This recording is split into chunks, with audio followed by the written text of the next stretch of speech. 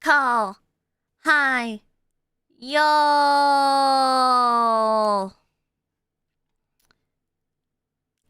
Wow. Welcome to the stream. Hopefully it works. We're playing with Doc's emulator here. It's official, by the way, in case anyone's like, you said the E word! Well, yeah, you have to emulate every Doc's game ever anyways.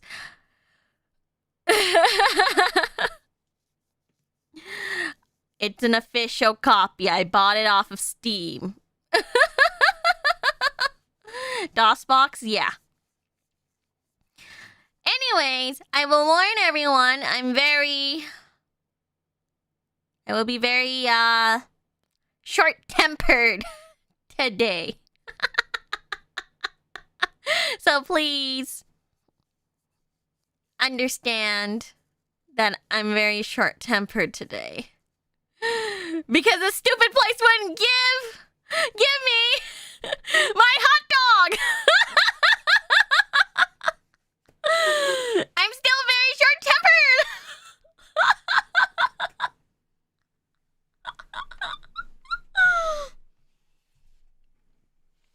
That's just normal though. Shut the fuck up! I didn't tweet.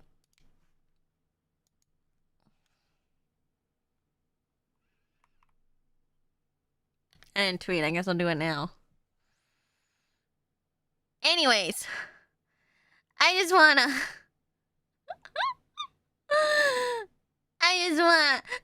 my hot dog. Okay, I just want my delicious hot dog. I was like, yes, I want my hot dog. I'm gonna have a good time. I'm gonna have my free hot dog, and they didn't give me my hot dog. I go in there like, what did you buy here when you got this coupon? I was like, oh, did you think it's expired or something? Well, I think I bought like some kind of slush drink, and they were like, I'm sorry, but it had to be this flavor of drink. And I'm just like,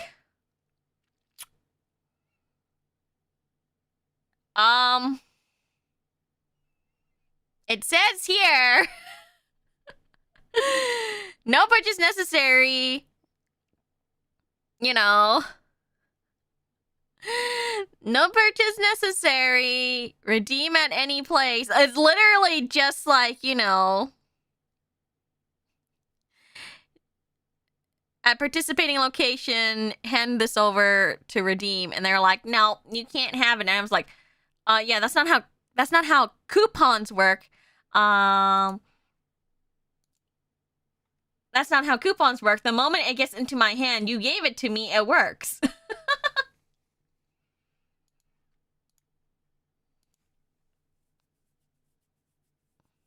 Just give me the free hot dog. They didn't take the coupon, did they? No, they gave it back to me. And then was like, you can try it, like, somewhere else. And I'm like, the hell you mean try it somewhere else? That means this coupon works. This means that the coupon works. What do you mean? Try it somewhere else. It means it's valid and works. What do you mean? They admit it, right?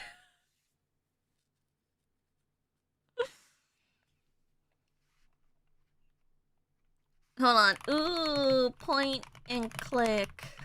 Live now.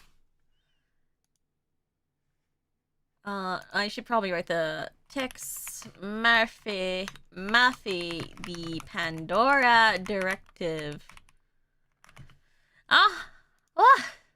Let's grab the link to the stream.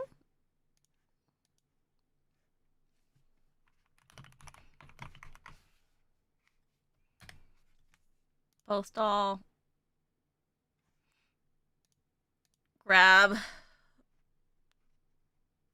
blue sky, blue ski. And then new post. I'm live right now. Kinda grumpers. Playing Tex Murphy. The Pandora Directive. There's that. Add in thumbnail and post. Okay. We're all posted now. Are you happy? Is this one of them FMV games? Yeah, it is. Okay, here we go. I have to go so close because I didn't see where it was. Player name. Stinky doo-doo.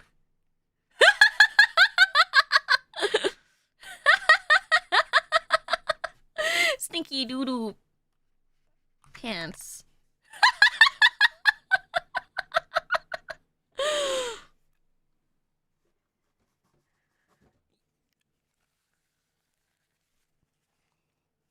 You think that's a good name for a detective?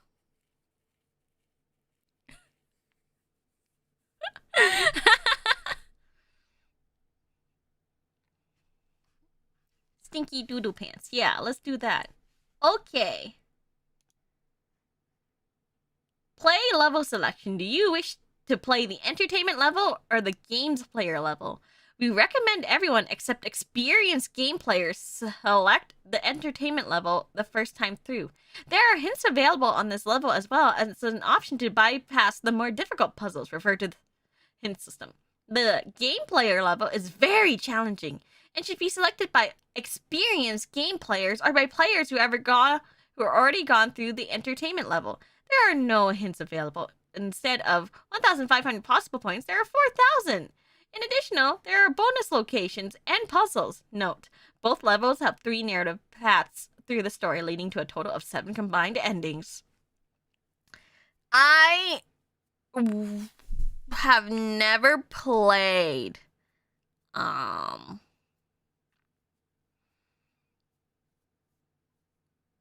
any of the Tex Murphy games. So I have no idea if I should play game player or entertainment. I feel like game player would be fine for our level of familiarity with the games. But at the same time, I feel like, I don't actually know if I'm a gamer, Are we an experienced gamer? Are we experienced gamers? It's gonna be my first time. It's gonna be my first time. Please be gentle.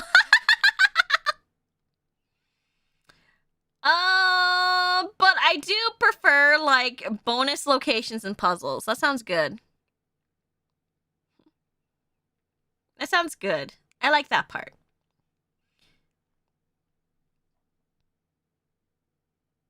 Okay, let's go. The story can move along 3 different paths to a total of 7 combined endings. To play: Mission Street, be thoughtful, kind, and choose the high road. Lombard Street, stay neutral and perhaps a little naive. Boulevard of Broken Dreams. Hold on.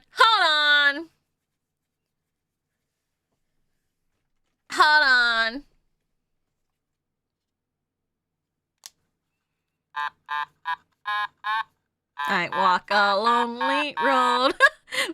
The only one that I have. I don't even know how to play it.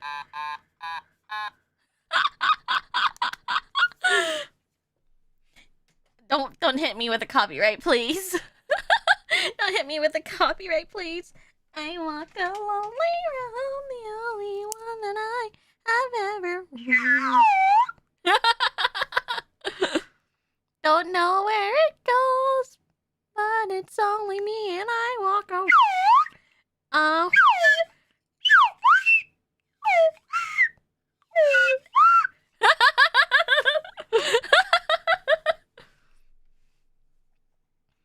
Okay, a tutorial of how how to use the virtual world engine is available in the help system. To see the tutorial, click the question mark on the main console. And then on the tutorial button on the upper right corner of the help screen. I'm gonna need a tutorial.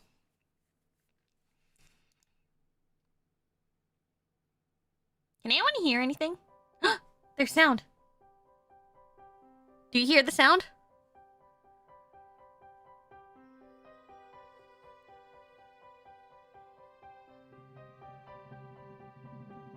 Access Software Incorporated.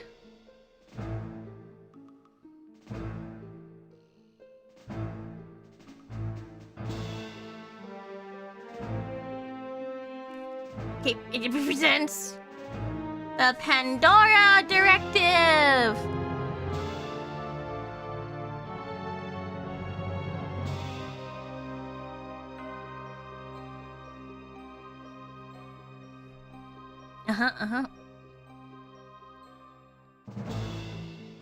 Do do do do do do do do do do do do. Do do do do.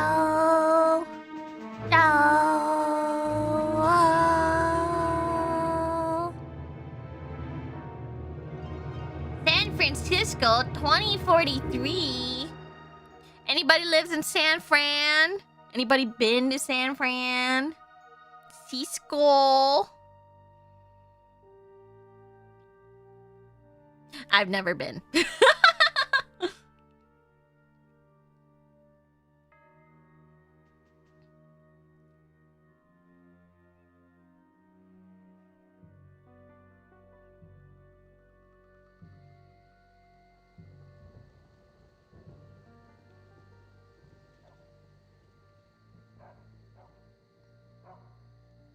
The future is scary. Don't you dare!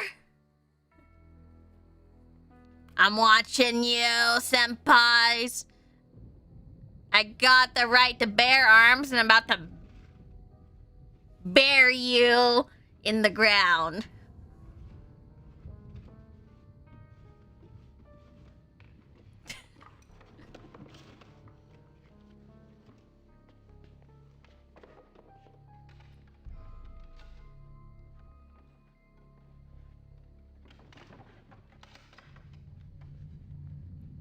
Those are not clothes she would wear.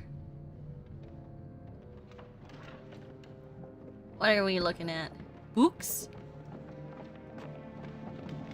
Hey, that's the game cover. Clunk clunk.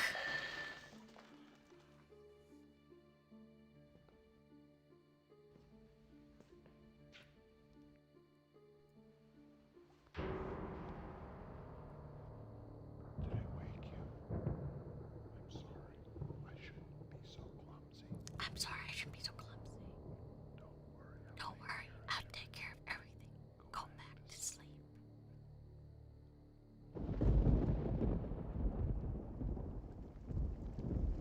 I'm watching you.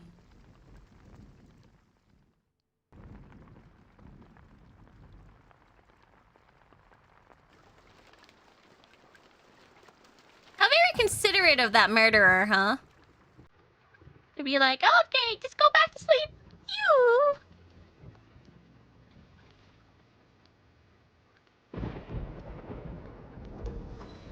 You. Ooh, how nice.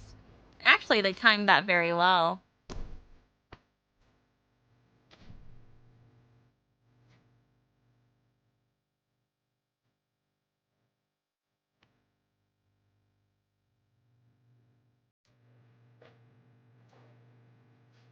Sir, use your cane. Yeah, I'm turning 30 tomorrow. Did you know that? Peg! You know, I was just thinking you don't look a day over 25. Liar. I don't know, I've just been feeling very stuck lately. You know, I cannot remember the last time I was surprised by anything. Can you? I was surprised it was by you. When they didn't take Well, the coupon, yes. I'm just surprised that we're able to stay good friends. Good friends, huh? I've been thinking about moving. Maybe Phoenix. Why would you want to go to a place named after a firebird? She says it's nice. It's not nice. She's lying to you. I've been to Phoenix. It's disgusting. What do you think? Yeah, I think you'll love it down there. Because there's square dancing and 10-gallon hats and armadillo hunting. I don't think an armadillo can even live there. People with names like Tex. So tell me, what do you think? You think I should go or not? Well, you know, Arizona may seem like a much more exciting place than San Francisco, but it's dangerous down there. At least Dangerously you're not hot. Friends checking out for you. It's dangerous everywhere. I mean, especially here. I mean, did you hear about that co-ed? Someone murdered her in her own bedroom. I didn't hear about that. Who killed her? Well, the newspaper said it might be a serial killer. They gave him some kind of crazy name. I don't know. I can't remember what they called him. Doesn't that stuff scare you? I mean, I'm a tough guy, and it scares me. It should scare you, everyone. I appreciate your concern, Tex, but I have been fine on my own for a long time.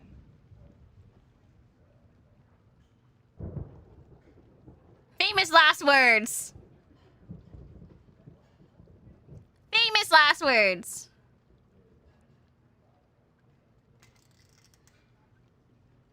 Looks like the rain's letting up.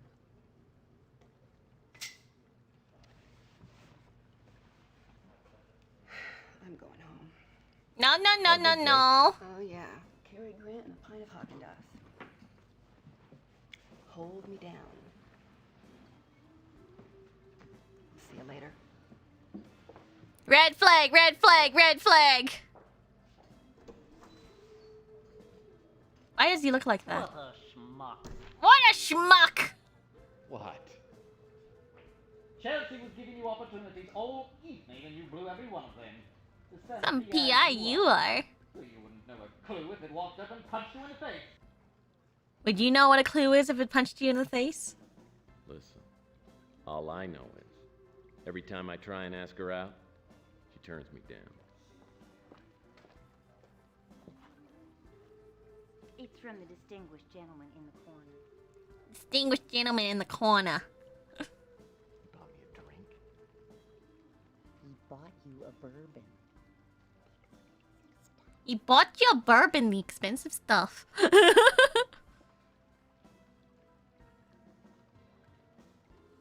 He felt sorry for you.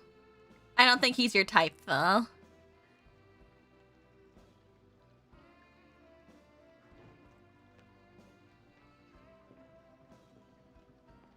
Oh, good evening, good evening. Gordon Fitzpatrick is my name. Please sit down, sir. You know, I am not in the habit of eavesdropping, but I do believe I heard someone say that you were a private detective. That's yeah. right. I'm a licensed private Yeah. detective. I mean, sometimes I'll be a public detective, but right now I'm a private detective. Murphy. Tex Murphy. What a dumb name. Well, But that's okay. well. This is fine. Now listen. No, let me wait. ask you this, Mr. That's a Tex dumb Murphy. name. It sounds like food. Have you in your work ever had the occasion to seek for a missing person? Sure. I can do that. Well, then perhaps we could do some business. I think we Business? work something out. My office is just around the corner. The Ritz Hotel. At the Ritz Hotel, that's Why don't we go fancy. there? That's fancy. You know, this is a longer cutscene than I thought. Yeah, food. Like the silly I names like your you office. Americans Oh, name your yes, food. The ambiance is very authentic. Reminds me of Ambiance. those old detective stories that I used to watch when I was a kid. I'm sure that at any moment, Sam Spade is going to come marching through that door. But then, who needs Sam Spade when I've got Tex Murphy standing in front of me? Did you always want to be a private eye? As far back as I can remember. Mm-hmm. Would you have a seat, Mr. Thank you. Fitzpatrick? Yeah? While all the other kids were logged on to Sesame Street Interactive. What's wrong with Sesame Street Interactive? It must be quite an exciting life. Oh, it's got its moments. What's wrong with Don't get that? me wrong. Wait. Hold Sure as hell up. doesn't Back feel it up. But it suits me. Listen, Sesame Street Interactive. What can I do for That you, was a Mr. good game. Well, I'm trying to find an old acquaintance of mine, Thomas Malloy. How does that sound? Dr. Thomas Malloy. The last official address for him that I have is the Ritz Hotel. Now, do you happen to know him? I'd say that I do. Well, it's very important that I find him. You know, let me give you a little background. Okay, okay. For many years, Background? I was a research scientist, and I worked alongside Dr. Malloy. Okay, you're a But about scientist. 20 years ago, maybe, I guess something like that, our paths diverged, and I lost touch with him, and he with me. And then very recently, I saw a photograph of him in a local newspaper. Okay, let's see. Now, it's a strange thing how time is such a natural equalizer. Makes us appreciate the faces from one's past. At any rate, the older gentleman in that photograph is Dr. Malloy. And I contacted the newspaper to find out where the photograph had been taken. It was at the San Francisco Technical University. All right. I hiked right out there, got to the campus, and decided to look the man up and surprise him. Even with that photograph, no one recognized him. No one knew his name. But then I received a strange phone call by a young woman named Sandra. Sandra's always a Man name. I knew as Thomas Malloy, she knew as Tyson Matthews. She seemed Did he quite choose the name uncomfortable Tyson? talking Why on did the you vidphone, choose the so name I suggested Tyson? we meet. She never showed up for that appointment. You never heard from her again? You know, it's strange. But this simple, whimsical wish of mine to get together with my old friend has materialized into, I don't know, I feel a sense of impending doom. I fear for the young woman, and I fear for my friend, Dr. Malloy. Sounds interesting. Listen, I'm going after all the names because would you choose your own name to Now, be you'll have to Tyson? refresh my Tell me, memory. would you? How much is your fee? How does it work? I charge $500 a day. A day? Of course. Shiny pen. Plus expenses. Naturally.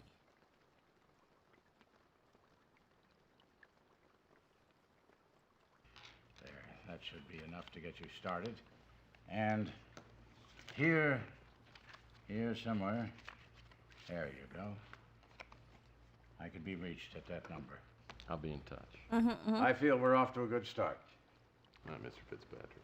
Night, Mr. Fitzpatrick. He's got a paperboy hat. And he's never used his cane once.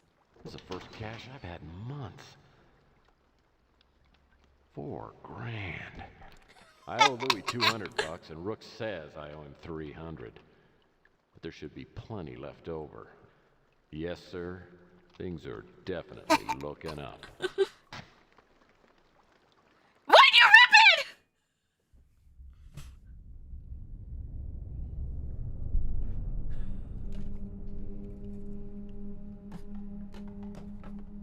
The search for Malloy. Out.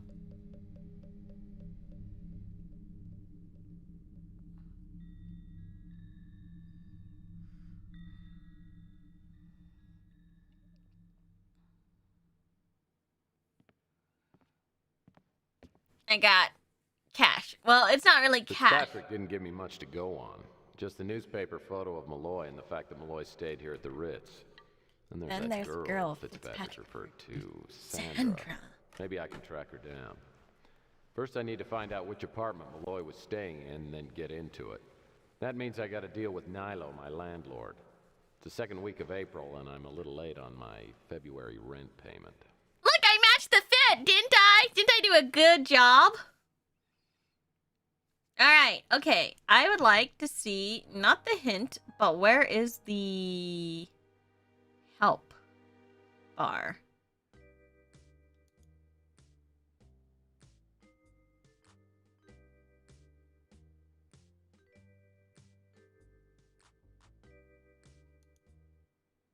Configs. CD-ROM. Preferences.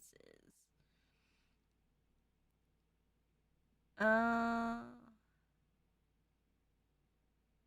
think that's fine. These are fine. These are fine. Well, Well, that won't work.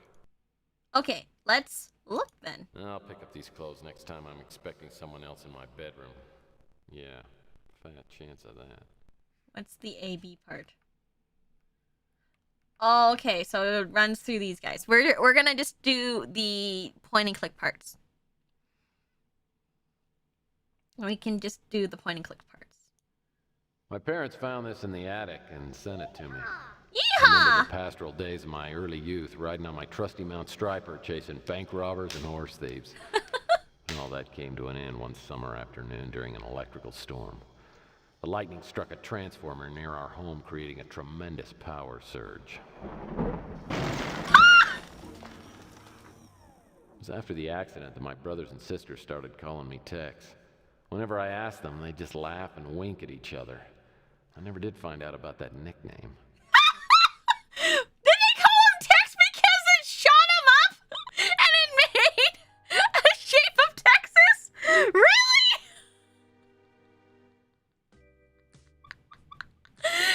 Anyways, that horse was a zebra. You know, this reminds me of a little story. I was walking in the park one day. And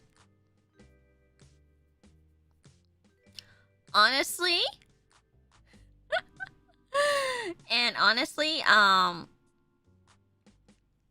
here, hold on. Let me just auxiliary panel. Hopefully this is like paused if there's like any timer in here. Hopefully not. Anyways, I was walking in the park and there was like a sort of clown. He wasn't really dressed as a clown, but there was an entertainer on stage for kids, right? And so, you know, we called out a little girl up, and he goes, "I'll make you anything, little girl. Anything you want. I can make any animal in the world using these balloons. Just name it, I got you. I'll make anything for you." You know? And the little girl says, "I want a zebra." And the face on him went, a zebra. He just went,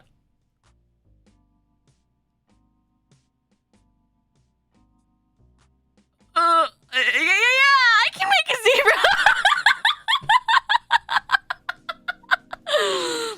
Started to make the little thing and then handed it to her and was like, "Please imagine there's stripes on that."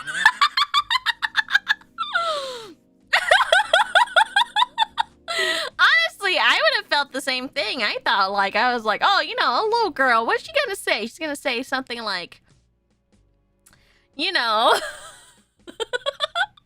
like, "I want a doggy. I want a kitty cat. I want a cow." I don't know, right? But instead she comes out going, "I want a zebra." And, you know, you just see his face going. And I thought that was so funny. That was like such... It was such a good show. He shortly ended after that, of course. But it was a wonderful show. I thought it was so funny.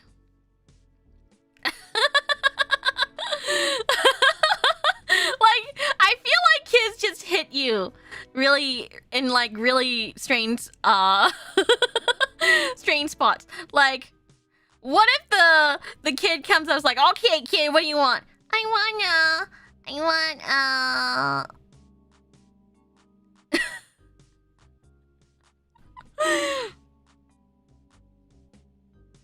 want, like, pick a name, like,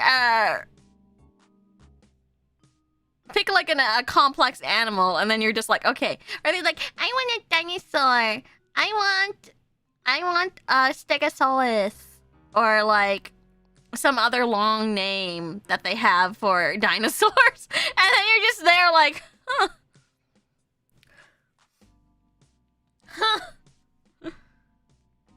Imagine Imagine a kid coming up to you and giving you the scientific name of an animal.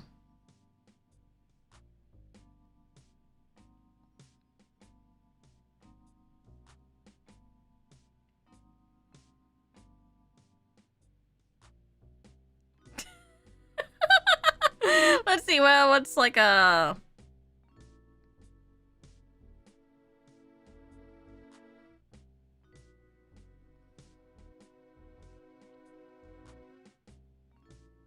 Like, I want a Bermuda. I want a Bermuda. I want a Bermuda cat.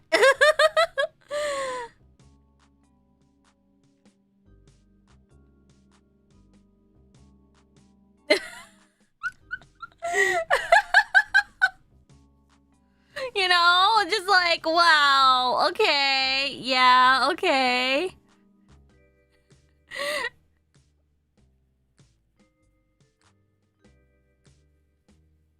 It's like, one micro patchy cephalosaurus, please. You're just there going... Like, what do you do as an adult, right? You're just like...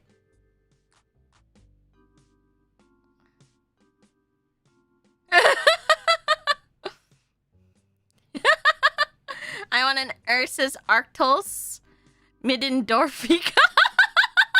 Like... Oh...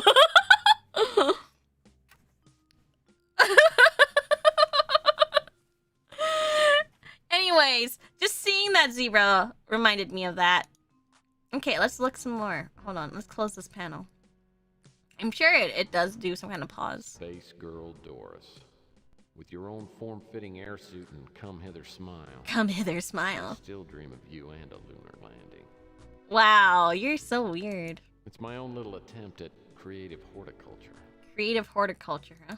Ah, the downy fresh hub of my swinging bachelor pad. What did you just say? Swinging what? Ah, the downy fresh hub of my swinging bachelor pad. Aha, swinging bachelor pad.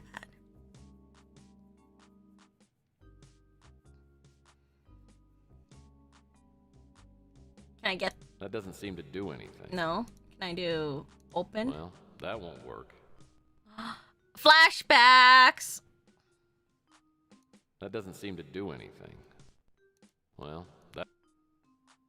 This door leads downstairs. Okay, so we can open this door. Okay, things will be highlighted.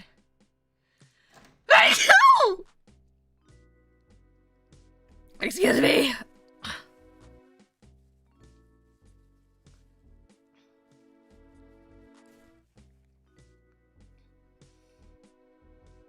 That doesn't seem to do...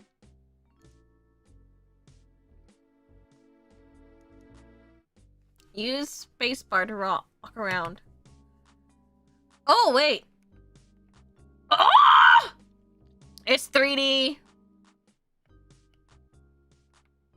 What do I do? How do I move? What the heck is that? Oh! Ah! Wait, stop moving! Ah, stop moving! Please stop moving! I can't see! I got scared right then and there. This door connects to my rec room. Can I get a move on there? Wait, hold on. Give me a second. How do I find the hint section? Where's the hint? How do I play the game?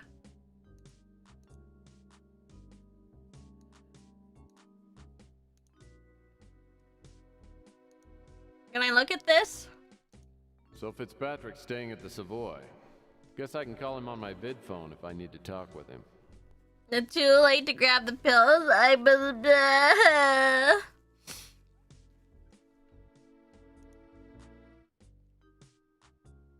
don't want to get the hint, but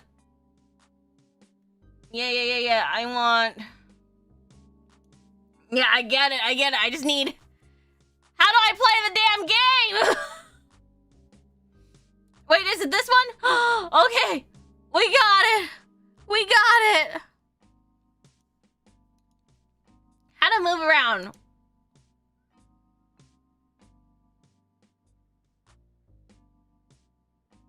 Entering movement mode. In order to move, you must say movement mode in the text bar under the action window. To enter or exit movement mode, press the space bar. Tip you if you have 3-button mouse, you can enter or exit movement mode by clicking the middle mouse. Note, you cannot enter movement mode during a movie sequence or conversation. Okay, hold on. Walking. Walking is the basic form of movement in the game. To walk while in movement mode, push or pull or slide the mouse in the direction you want to go.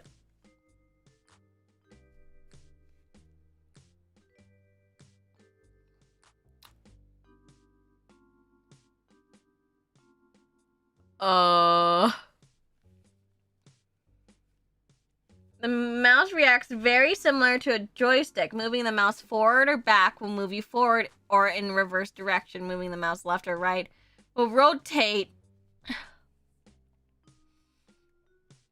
you left or right. Oh no. Oh no. When you first enter movement mode, you're standing still and the mouse is in its 0 or starting position. To move slowly, move the mouse a small distance from the 0 position. To move more quickly, move the mouse in a greater distance from 0 position. You can stop by returning the mouse to 0 position by clicking the right button or by exiting movement mode. Note, revving the mouse will not increase the speed. I feel like my life is ogre. Reading that. Running. Oh gosh. Running allows you to cover more ground more quickly than walking.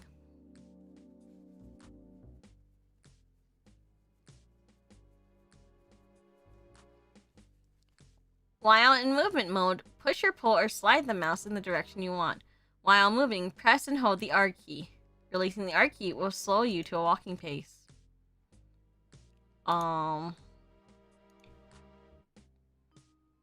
Tilting up and down. The tilt option allows you to tilt the view up and down. To tilt the view up while in movement mode, press the up arrow on the keyboard till you reach the desired angle. To tilt the view down while in the movement mode, press the down arrow key on the keyboard. Hold the key down until you reach your desired angle. Important, you can move with the tilt on. Tip, pressing the tab key will return the view angle to level. Note, the configuration screen under preference, the keys to tilt up and down can be reversed. You can also reverse the keys while in VR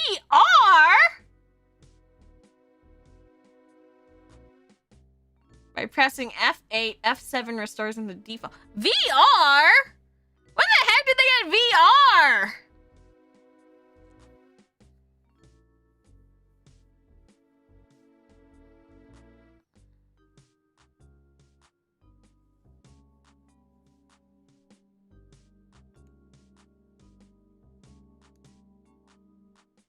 When did they get VR?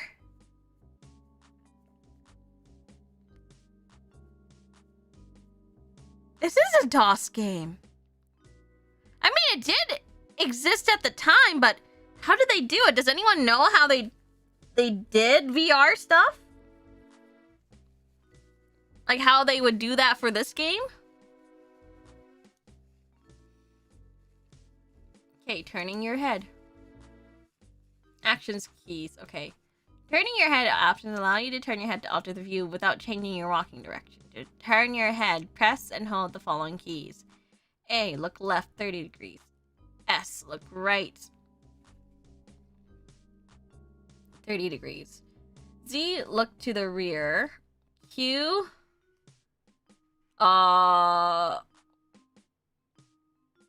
look left 90 degrees. Look right 90 degrees. W, look right 90 degrees. D, look up 90 degrees. F, look up 30 degrees.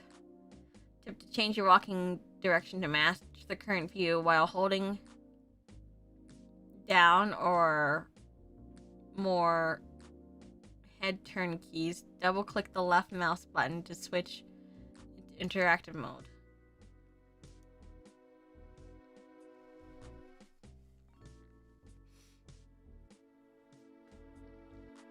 Oh, that's a lot to turn my head.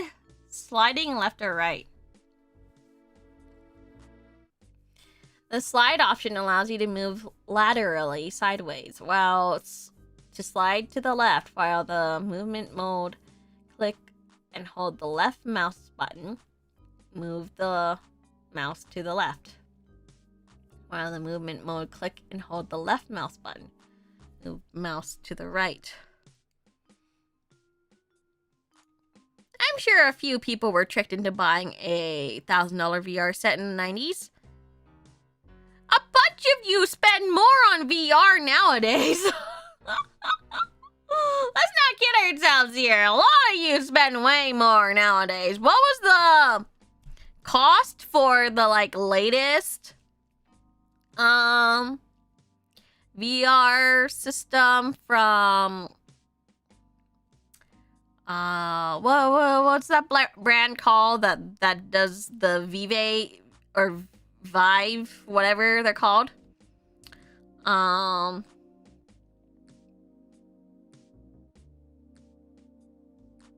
HTC.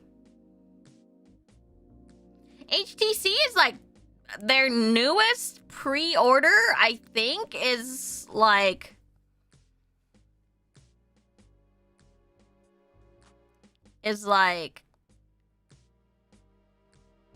over $2,000 USD, like 2,500, nearing 3,000, right?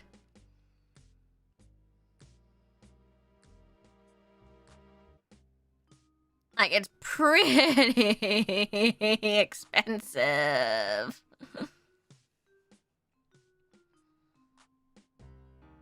Expensive.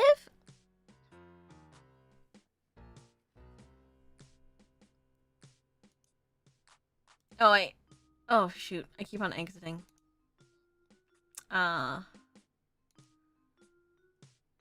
There's climbing. Okay. Rotating. To rotate options allows you to make a 360 turn from a stationary position. To rotate while in movement mode, click the right mouse button. This will bring you to a stop. When you reach a full stop, move the mouse to the left or right. Alright.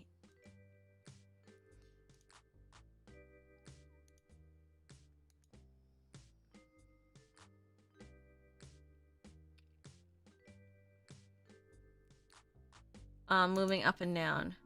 The up and down option allows you to adjust the height of your eye level from standing on tiptoes to laying flat on the floor. To raise your eye level while the movement mode, press and hold the left shift key until you reach the desired height. To lower your eye level while the movement mode, press and control the control key until you reach the desired height. Note, you can move around at any eye level. Tip, pressing E will return you to the normal eye level. These are a lot of, like... This is a lot.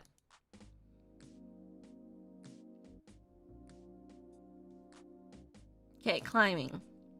A climb option allows you to walk up and down stairs or climb up and down ladders. To climb stairs, simply walk onto them and continue moving. The eye level will automatically raise or lower in relation to where you are on the stairs. To climb a ladder, move close to the ladder, then press yes. If you want to climb the ladder, you can stop, turn, tilt, slide, or run upstairs.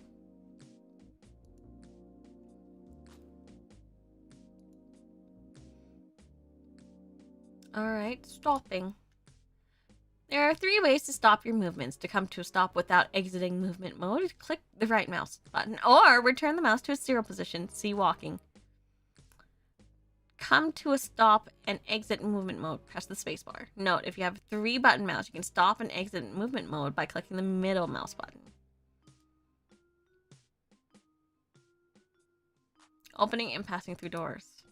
In this game, the only time you are taken through a doorway automatically is when you are standing very close to the door when you open it. Otherwise, you need to move into the doorway and pass through it.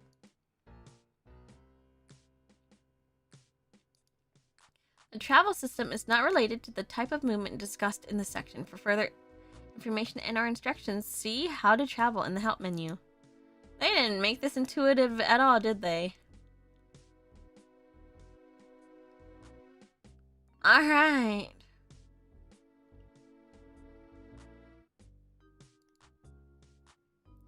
I'm scared for my life.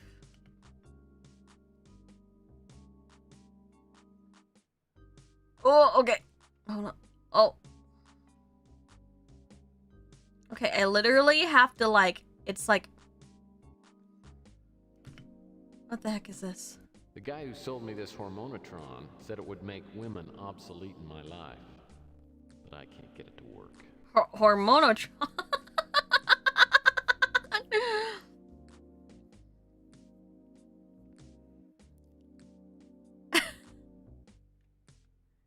I can get it to work. That won't work. Probably. I'm a genius after all. Oh!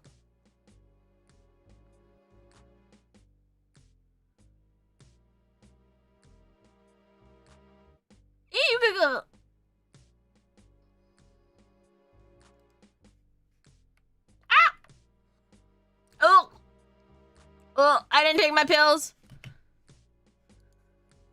That doesn't seem to do anything.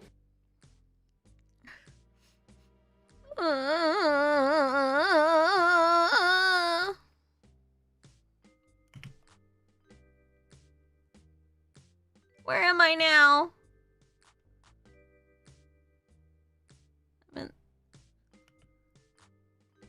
The man in this painting looks vaguely like Nilo with a beard. This probably represents one of his twisted little fantasies. The plant looks real, but it's actually part of the table. Low maintenance. This door is to...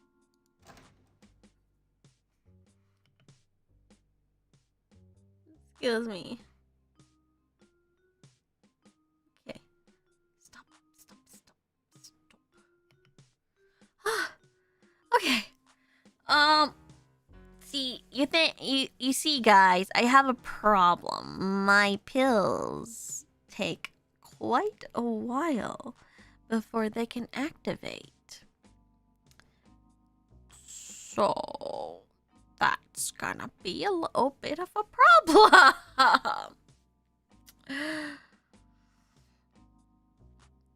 So it will take from anywhere from 15 minutes to half an hour to get them working. Cool. Listen, I researched the game. Okay, I researched the game. And it just said, you know, point and clicks. And the screenshots did not make it seem like... Did not make it seem like it would, you know... It would be a problem. You think this is a game you can play? Are you gonna be alright? I'll be honest, I don't think so. I don't think I'll do very well with this. For now, without proper medication and stuff. What about the bracelet? The bracelet can only work in tandem with the pills. Because I've tried the bracelet by itself before and I still got really, really dizzy, but not pukey. So that was pretty good. But it also requires me to, like, put a gel. A gel on, like, my wrist. Because it sends, like, a little bit of an electrical current through.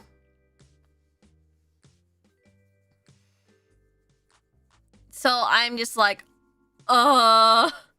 So I did my research. I was like looking at the game screenshots and I was looking at some stuff and I was like, okay, this looks fine. I didn't want to watch any playthroughs of it, but I did take a peek-see at some like screenshots and it looked like a regular point and click and I was really happy about that.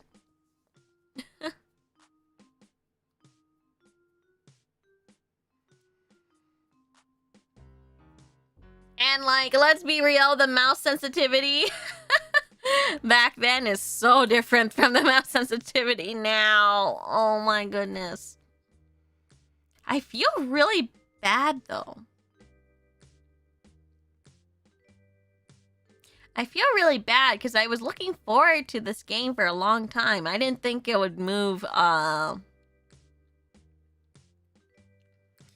didn't think it would move like this. I think I would continue it since, well, I'm a genius and all, but I'd have to...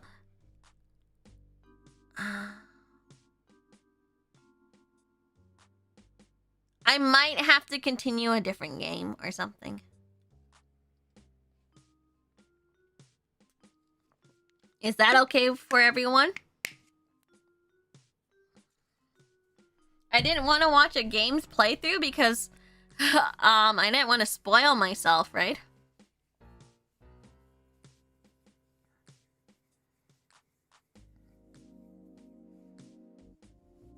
Because, you know, last time I tried to watch like a little playthrough of like Wild Arms, just a little bit of a playthrough, because I was like, I wonder what they did here. Like, is this how they were supposed to do it?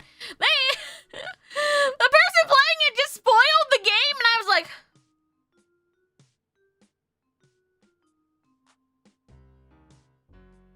really?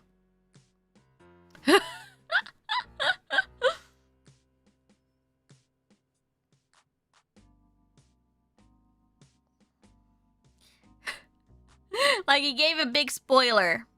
He gave a big spoiler. So, you know the part when it was revealed that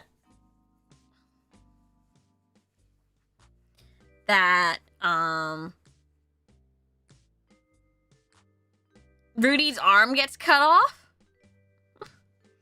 I was like, that was like, they were talking about it at the beginning of the game, and I was like, are you serious? Are you serious? Are you serious? Like, you're talking about it now at the beginning of the game? Are you serious? Why are you spoiling it?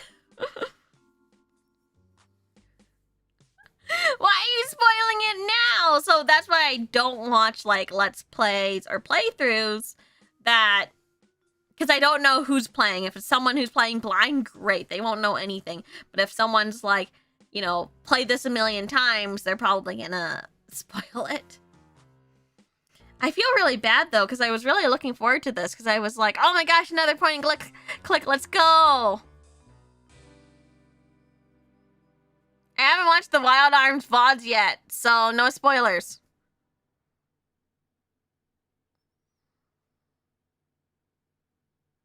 You hear how the music stopped? You hear how the music stopped? That was for you.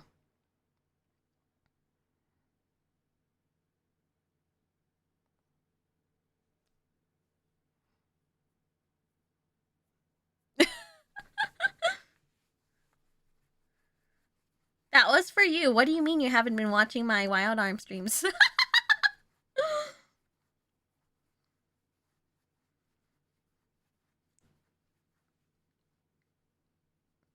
Yeah, I feel bad because I really wanted to play this. Because look at this. Like, if it was like this, well, easy peasy, right? Like, oh, look at that. This is where I shave my face once a month, come rain or shine. Easy peasy. Indoor plumbing is one of the many luxuries I try not to take for granted. And then you go... This is the certificate and a copy of the check the Mutant League gave me after my last case. I used the cash to expand my office, buy some furniture, and pay off my debts. That left me with $4.12. Amazingly enough, this space-age cabinet came folded into a packet the size of a Triscuit. See, like, this I can do. Yeah. So, I don't know what to do now. That's my issue. I don't know what to do now.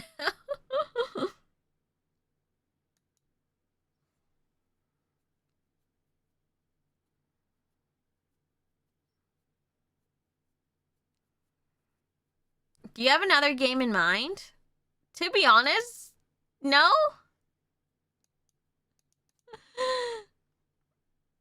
Doobie, like, Honest? No, I did not. Hold on, let me see if there's any games I can transition to. I'm gonna close this game right now. Oh. This is like just my luck, right? Fantasy Star again, maybe? I would have to put it in my, I have to reconnect some stuff.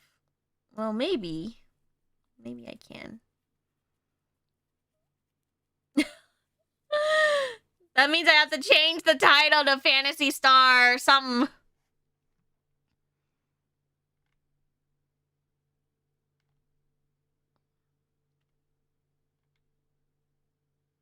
I'd have to take pills for this, though. Okay, give me a second, then. Back to Birthing Valley. I did want to start, like, another point-and-click game, so I feel very bad. Hold on.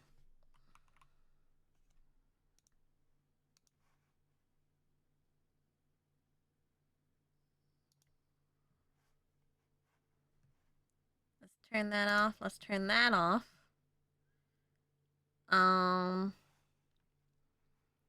Hold on, let me see if there's any other point-and-clicks that I have that might work out, but...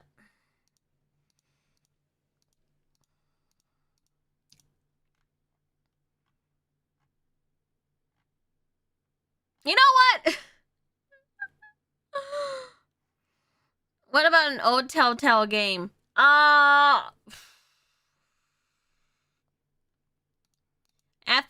It needs to be something really fast and something that's like either I've already downloaded or not. Unfortunately, I thought it was a regular point and click. I didn't think. Have you tried Phasmagoria yet? It's on my list. It's on my list. I'm not gonna lie. It's on my list. I haven't bought it yet, but it's on my list of games that I did want to play.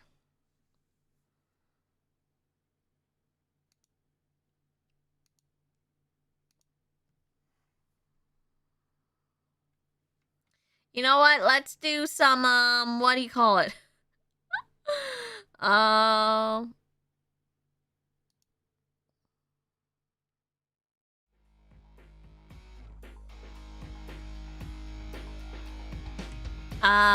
Zatsu. Let's try some Zatsu. Wow, I'm an idiot. I feel so bad. I literally feel so bad right now.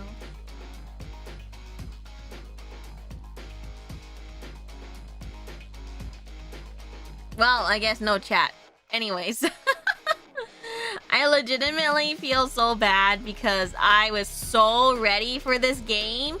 I was so ready. I was like, okay, make sure everything's in order. Make sure it captures. Make sure it captures. Make sure it captures everything.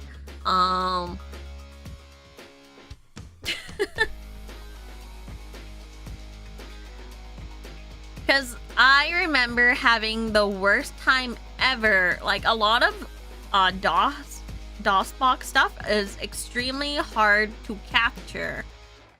Simply because, it's so old. It's so old, right?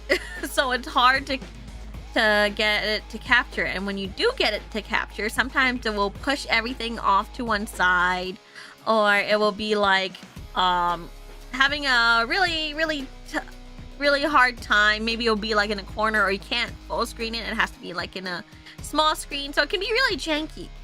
So I worked really hard to make sure that it wouldn't be janky, that everyone would be able to see it. I would be able to play it as well, but the I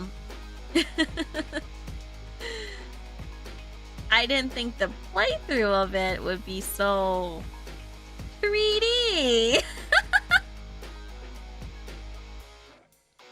I didn't expect I expected some 3D elements, maybe like moving. I did expect some movements because some games do that, but I didn't expect like you to use the mouse to move.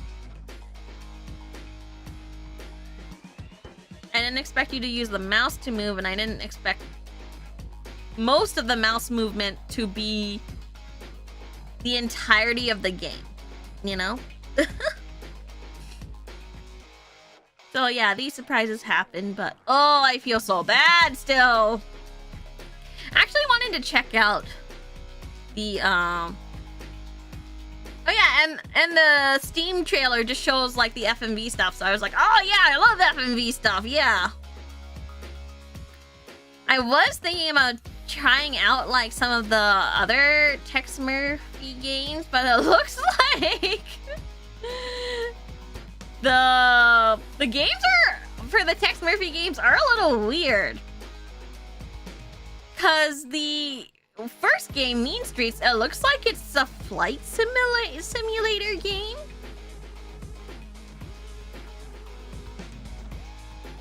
And then they have another one called Martian Martyrdom. I haven't seen this one yet, but it might play the same way. It looks like it's 2D though. I can see the movements. So this one would probably be easier for me to play with because it's this the same type of game. And what's Under the Killing Moon? This one uses 3D graphics. Oh, it's probably the same type of thing. Under the Killing Moon's probably the same type of thing. It's yeah. Yeah, it looks like the exact same thing. Then they have the Pandora Directive. Let's see. Tex Murphy Overseer. The retelling of the first case.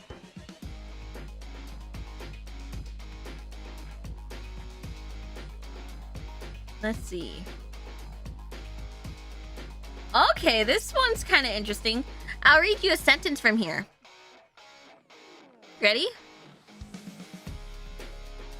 It says, Tex Murphy Overseer is the third game in the Tex Murphy series to use virtual world technology.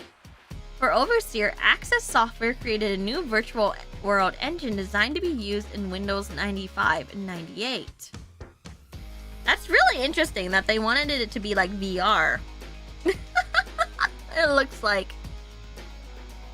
I wonder what that means.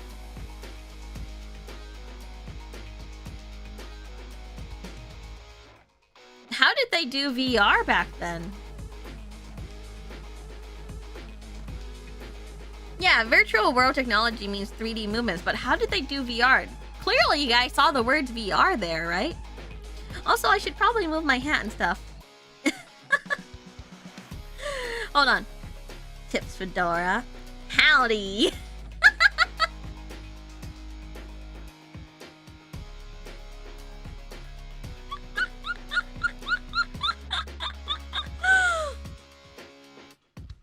Howdy, partner.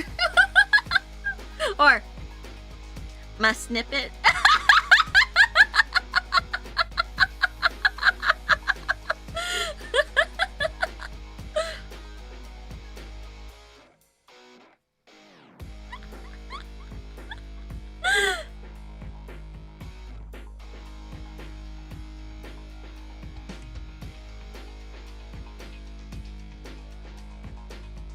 Do I have like a sword?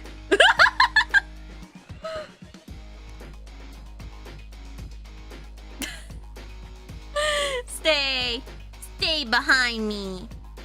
Stay behind me, my snippets.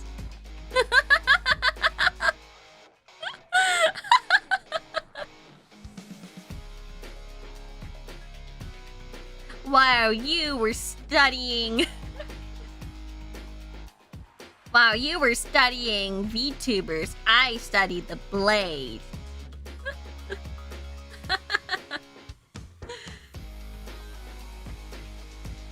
No eyeing the snippets.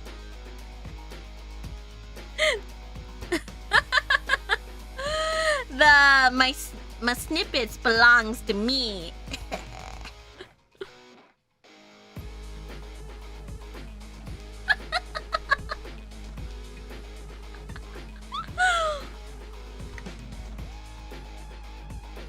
Hold on, let me check how they used VR back then. VR in the 90s. How about VR in the 90s? VR headset. Oh my gosh! There is a headset back then! It's huge! It's huge!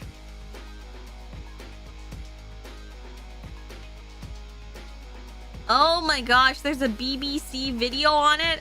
Oh, I want to I don't know how React videos works on YouTube. What does it look like? He's big! Huge! I don't know how to say this, but it kind of looks like an oversized VR headset. I would like to watch this with everyone, but I really don't know how like React content works on YouTube. I don't actually watch any React content either. Would you guys like to watch some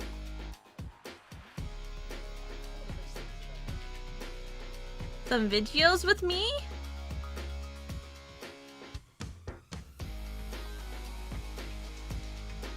It won't get you in trouble, but might get your ads.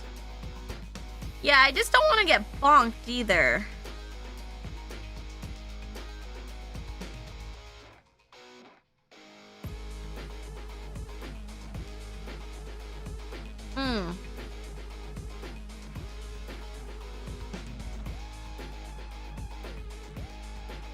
It's only a 7-minute video.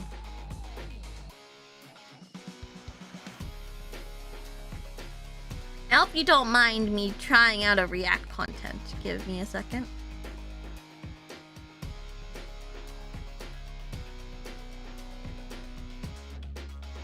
Give me a second as I set it up.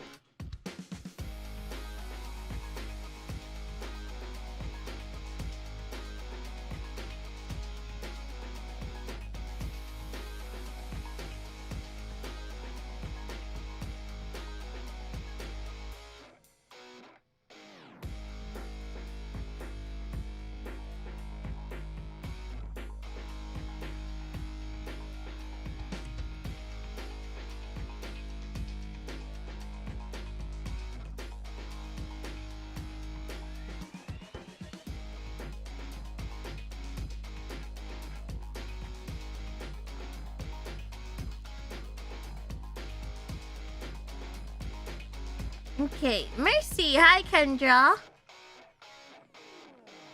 Okay. I think this is good enough. Let me transition so we can watch pretty old 7-minute little BBC archive on like VR stuff. I wonder if they have closed captioning. No.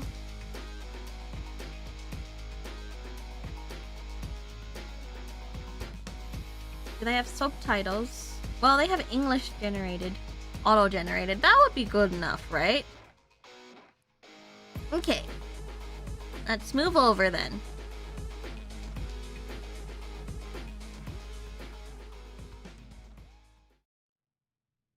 Okay. All right. I hope it works. Let's see. Okay. Wow. One of the best things about going to the cinema is that your mind gets Hold on. Pretty low volume. I listen to everything pretty low volume.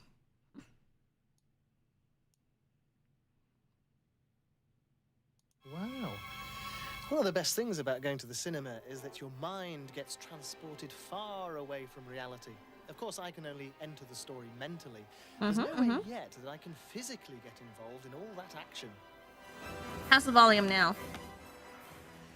But in the not too distant holographic future, a suit. helmet like this could help me to Look believe how I'm big in that any helmet number of is! Three-dimensional worlds by putting me right in the middle of Look all how sorts big of that is! interactive computer-generated adventures. Since the scenes don't really exist, programmers around the world experimenting with this concept call it virtual reality. The first Bit low. World presenter to look into There you virtual go. reality was Maggie back in 1986, when it was thought its first application would be in computer-aided design. Now, by looking through that window, you're able to see into the world of the computer. And by wearing the helmet, you're able to see it in 3D. So down there, there's the television I was talking about, with my glass on the top. Move around, and up comes my flash news television. So everything is in the room just how I said it was. Since then, a new helmet has been developed, so that the single TV set has been replaced by 2 liquid crystal screens, 1 for each eye. And now you get a full colour illusion. Look how of 3 big that dimensions, is! and in much greater detail. Of course, at home we can only offer you a single screen image, so you'll just have to believe me when I tell you that the sensation of depth that I'm seeing is quite convincing. Well, this is some sort of landscape, hills over there, perhaps a lake, that white piece. Turning round, aha, a room. Let's go and see what happens in there. Some mysterious figures. Oh, over look to at my right. That's a door straight ahead. Oh, Look we're at about it. to bump into an aeroplane, so we'll just move around, perhaps, 3D warning. and see what's around this way. Look, he Behind has me to have a is pack window on his, of a like, mysterious blue figure. behind. There's a table over there, and over my left shoulder, an orange figure. Well, these changing images are being generated by computer in direct response to the movements of my head. I'm actually standing in an invisible so big. electromagnetic field being transmitted from up there. Oh my Signals gosh, from they 3 used a perpendicular little, like, receiving coils and a sensor mic on the arm helmet for here that, tell too. the computer where my head is in that field and which direction my head is pointing in. And the computer then produces the appropriate view. And as you've seen, I can also try and move around objects in this non-existent room. Okay. It doesn't stop at helmets. Electronic gloves and suits have been added to gear. Oh worn my by gosh, virtual look. realists in California. The computer images can then You follow can all sorts you of can body actually buy movements, this now, even if you like handle from virtual objects. mocap I'm gonna stores. try this new switch. See if I can turn on the fan. You can move around buildings, perhaps before they're actually constructed, just by pointing to the place you want to view from. Even car designers could test drive new models before committing themselves to the real thing. The technique, as we showed on last week's program, could also be used to remotely control a robot, perhaps in space. And in medicine, the bones of this skeleton hand, produced from real body scanning data, can be studied as they follow the movements of the glove. Virtual This is reality's so potential nice to applications watch. are limited only by our imagination. And the technology can even stimulate that when you let it take you It looks into like a classic imaginary worlds, mocap like those suit. created by the American Like, this is programs. really good. It's cool to see, like, Meanwhile, in how Britain, far work they has got been in the progressing 90s, secretly too. behind closed doors on the first practical application of virtual reality, elaborate video games. That's This machine promises to fly me through a virtually real environment, as if I was in a vertical takeoff jet. Like before, the helmet allows from the me 90s to survey the scene. 2020s. Oh yeah. Over to my left is a control tower, and over on the Strawny. right, a red jet, and that jet is waiting a pilot. The chance to be a high flyer? Well, how can I refuse? Right, if I just put my helmet on, I ought to be able to see where you are, Howard. Right. Gooey. Oh, is that you over there in the green plane? That's me. I'll tell you what, why don't you take off first, and I'll try and turn you Welcome, to that. mommy. Fine. Right, I'll just get into vertical thrust here, and then up I go. Okay, I'll try and follow Welcome. you. Which way are you turning? Hello, Right, everyone. turn to Sorry, the right. I've turned into Right, a look out to sea and see if I into can a find the React aircraft carrier. streamer. I'm actually Quite a watching challenge to very see who's early land on it. video Where have you gone? of VR Where in the did you go? 90s. Fine. I better try and catch up with you then. Where are you, Howard? I'm still over the land. Yes, I'm having a bit of trouble finding you. Off I go, over the mountains. I'm going over the sea now. I can Yes, just... I'm just in sight of the sea myself. Well, let's see if I can see you. Have fun. I'm gonna pass out because big stream. Okay, Strawny, go sleep. Good night. Towards me is this aircraft carrier. Oh. Oh. I'm back at the airfield again. All right, I can see the frigate over there, and hopefully the aircraft carrier. Look how big these VR headsets were back then, huh? They're so big. There's the main bit. I was wondering what VR looked like, because in the game that I was playing, unfortunately it has a lot of motion, so I need to take my pills and like some stuff, and it takes a while for my pills to like kick in. How are you doing, Kate? I feel pretty ill. Well, you know, that's just the beginning. They're already working on the next stage, which is to add real motion. These prototype personal simulators... Personal simulators? Oh my goodness. ...in which to virtually escape reality. Along with the simulated motion, these graphics respond directly to your flight of fancy. But they had VR in the world, but when helmets are incorporated, in the look and feel full 3D. And imagine many simulators linked up into a global network. in the game, unfortunately, I had too much 3D, so I decided to kind of just Zatsu. Fantasy world. Senpai!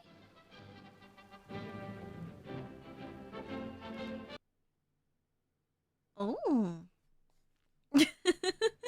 I kind of want to watch this other video. Says, will video games kill the radio star? Thank you, Just Noel, for the 6. Kolhai can't handle the size of my VR helmet. They were like so big. It kind of. Do you guys have those like VR little rides at that you can pay for, and it will like put you in, that they would put you into like this little seat, and kids love it. Kids love it. I've been seeing them at malls and stuff. And they would put a little VR helmet on you, and you know, I think you see it, and then like, you know, they move you around. Kind of reminds me of that. Would you guys like to watch this video next? I'll click this video next. Hopefully it actually works. I'm not at the malls, but I've seen that at the arcade. Yeah. So it kind of reminds me of that, but of course, like, they're much smaller. Yeah, let's watch this one. Will video games kill the radio star? The radio is still around, but... It's the peak season again for toy retailers. But species like these fluffy bunnies face a new threat. No. The predator disturbing their dreams is an electronic hedgehog.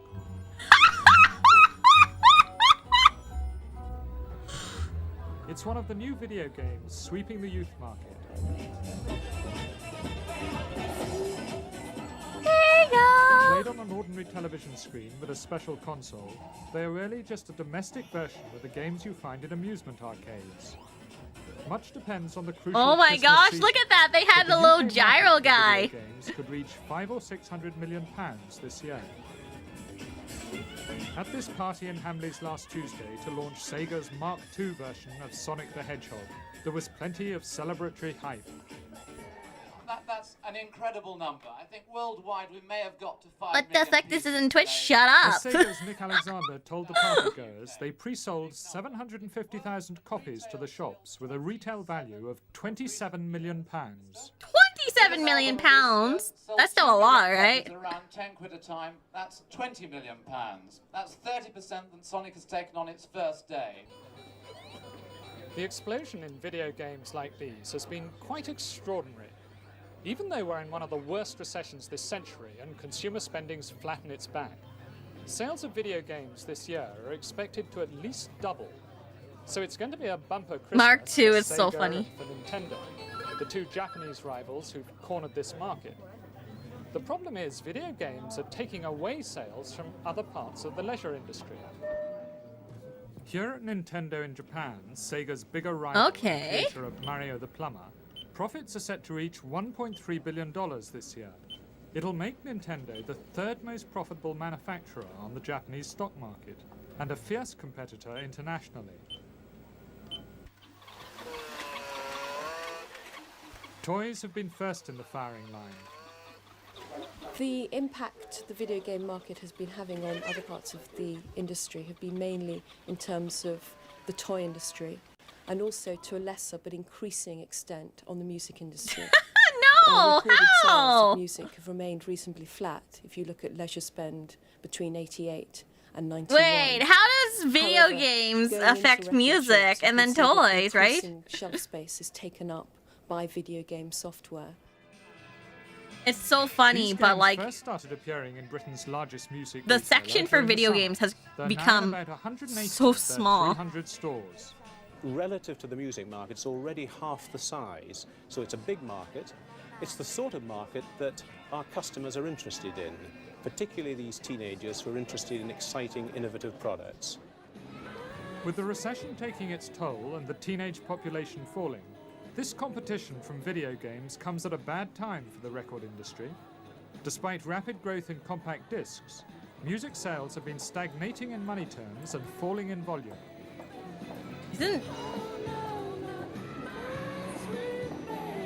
Does anyone remember these? November 19. Ed Bicknell, manager of Dire Straits, the world's biggest-selling rock band on compact disc, says the industry is getting a temporary boost from the switch to CDs, but it's not facing up to the fundamental problems.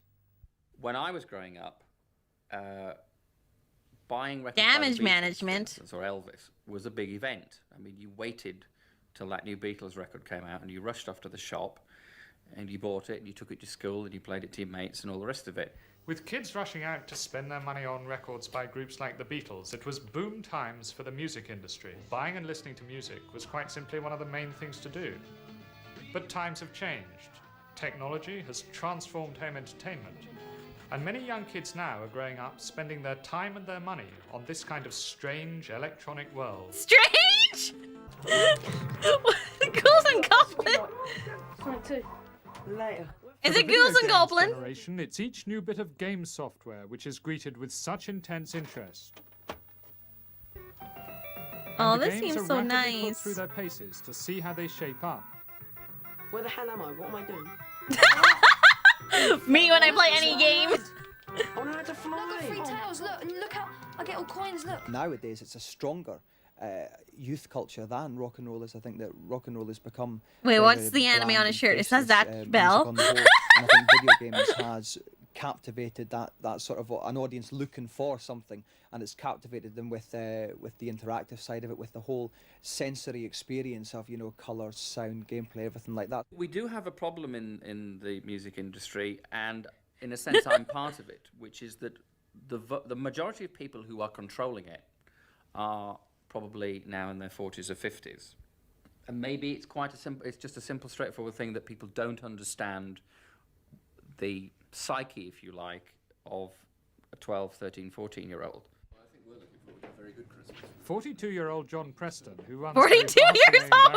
insists Why are you record companies guys are mostly staffed by putting up young the people, age? and he denies the industry's lost out to video games. I don't believe that it is right to say that we've missed out. Clearly, there are opportunities that we ought to be sharing in, and that is something that we need to look to as an industry for the future. However, the fact of the matter is that really what's happened is that there have been changes in music, and the good record companies respond to those changes.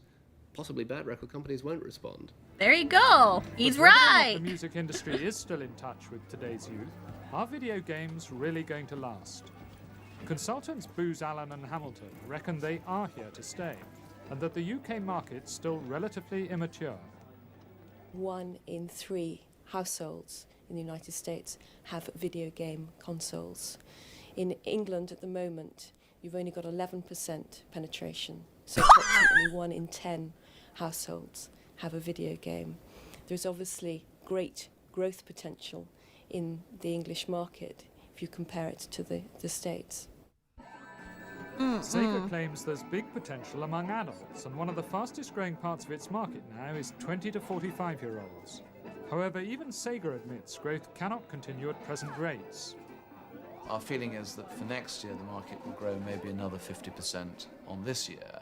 We really see the whole industry converging, off the back of CD as being a medium that all these products will be based on. And so we see ourselves moving into the mainstream of consumer entertainment, and really our competitors will be record companies and video companies and consumer electronics companies. And who's going to win out? I think that's very, very hard to say. I mean, there are a lot of very big players there, but it's going to be a very interesting battle. The video games companies bring technological skills to their business. How many devices do you own, Mercy? A lot. Have. The technological skills are more easily learned than the skills of a lot. Stars. And that's the business own quite a bit, but and yeah. Clearly, with the success of individual games and individual items, that's about building stars. That's our business. Already the divisions in the entertainment industry are becoming blurred. The Sonic launch wasn't just for a video game. There's a Sonic record, and this video of the record of the game. And the battle's on to secure maximum commercial advantage in this converging marketplace. Wait, what? Okay, I think we're good. That was interesting. There was a Sonic record? There's so many of these, like, BBC archive videos. She was schmoozing. She was really schmoozing, huh? There's so many of these. Anyways, I think they, I think, well, of course, it looked like video games still last, and it looks like the music industry still, surprisingly, there is a very niche but interesting market for music. I've actually seen cassette tapes. You know, like the cassette tapes you used to buy on the market now, like new, manufactured. You can buy new stuff of like a lot of things, and you can put them into a cassette tape player. Like, it's back. It's happening. I've seen them. And then I've seen lots of records too. Like, I've seen lots of vinyl records, more popular than CDs. Yeah. It's really interesting that it's going back kind of in time, you know? Rather than CDs. I remember when people were suggesting to put like songs on like USB things.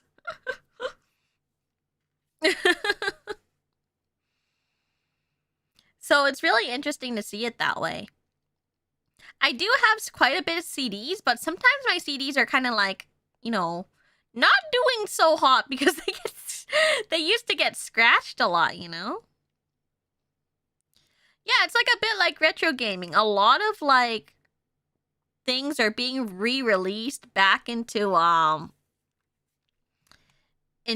like consoles and stuff. I think I saw like Game Boy console games. You know, like the Game Boy little cartridge thing? I don't know what they're called. Sorry, I'm a fake gamer. I don't know what they're called.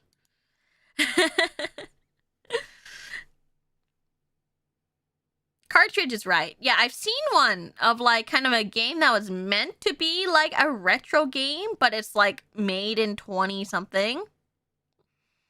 2020, I think it was like made in 2022. So I'm just like, huh, okay.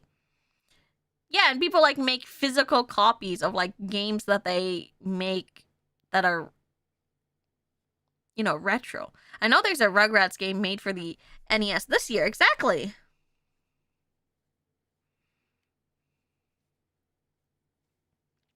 So I'm just kind of like, I think it's so interesting that we're kind of looking into the past where, you know, these ideas of technological, it's like, oh, it will never go anywhere. Oh, maybe it will go somewhere. Oh, maybe it won't go somewhere. Oh, maybe it will go somewhere. You know? I'm wondering, though, for the VR, for PC gaming VR, I wonder how they were planning to do it, because they called it VR. Maybe they called it VR because of in the Pandora Directive. Maybe they called it VR because it was first person point of view or something like that.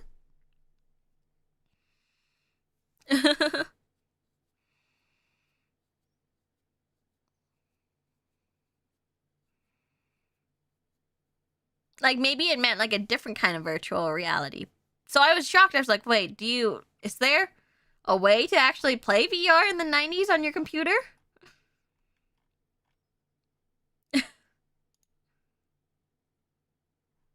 I saw one called like Virtual IO.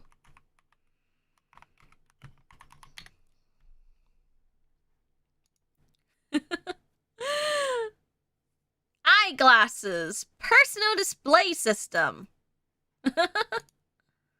Wow. Eyeglasses. That's so interesting. I want to see what this video was like. See a video on Reddit. I don't want to watch someone else's video. Anyways, it was like Google glasses. Yeah, I guess. Hold on, let me... I think I see a... Is this like...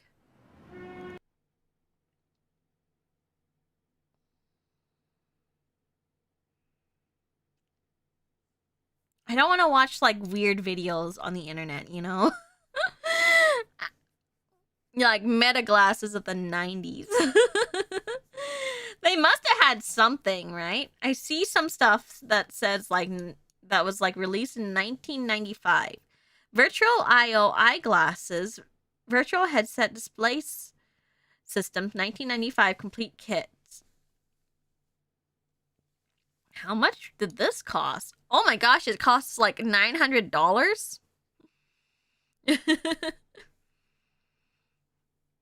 No, I didn't say virtual boy. It says virtual IO eyeglasses. It costs $900. That's more than like what it would cost.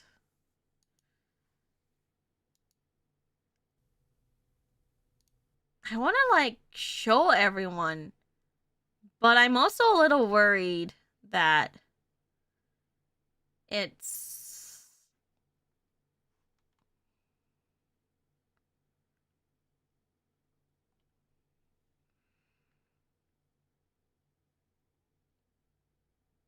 a lot.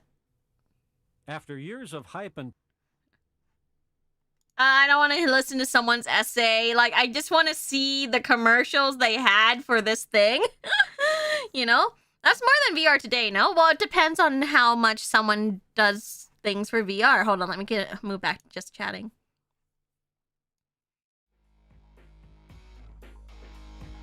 Where's my music? Where's my music in my... Oh, there it is. Is my music too loud, by the way?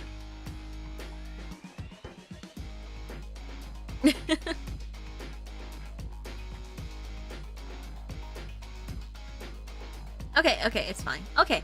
I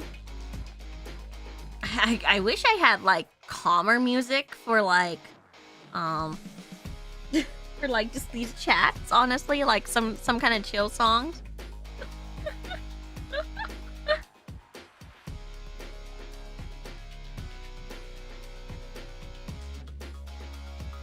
Isn't this calm? I can chill to this. Here, I can do it. Pull it down just a bit.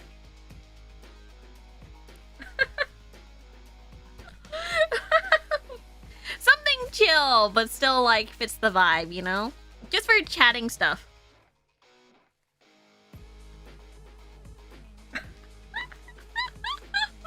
Just for chatting streams or kind of more relaxing stuff. Anyways. So yeah, that's why I'm taking a break. I would like to reschedule this game. I don't think I'm gonna stop it, but I'm gonna need some time to get ready my what do you call it?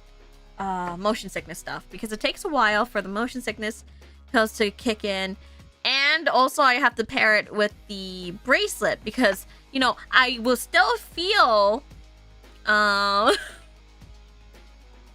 will still feel dizziness, but it's not like bleh dizziness, you know?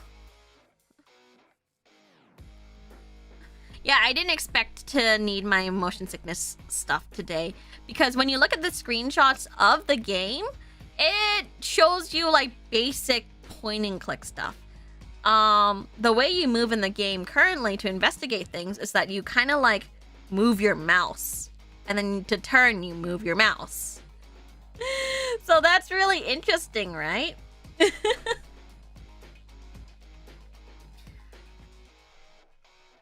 Yeah, so, and everything is just, you move your mouse around to like go forward, move back, turn. So it was really hard to control it a little bit for me. And even the snippets that we're watching were like, oh man, oh, that was kind of vomit inducing, you know? So yeah, I'm a little so I'm a little surprised about the way it is, but you know, back then I shouldn't be as surprised as I am, because back then in like the 90s, point and click games and FMV games tended to be more experimental. So they tried to do a lot of like really interesting things, right? But most of the time, some of them worked out, some of them didn't work out, obviously. Revving the mouse. I don't even know what revving the mouse means. So yeah, the pills should work, but it takes like 15 to 30 minutes to actually start working.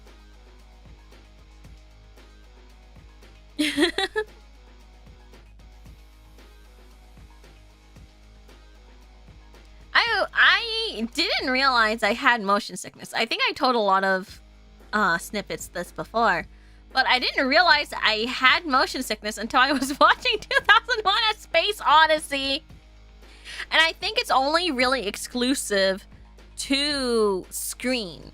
So I guess my type of motion sickness is like screen sickness. At least they categorize it as screen sickness. So if I'm on a boat, it seems fine. But like if I watch something, it seems to be like some kind of disconnect there. Yeah. Can you still read in the car, for example? Actually, no, I can't read in the car. I'll still get sick, actually.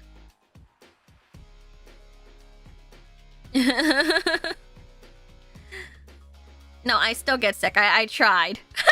I tried before.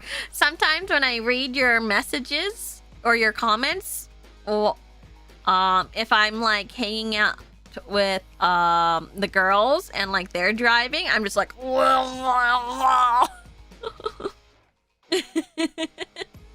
like actually.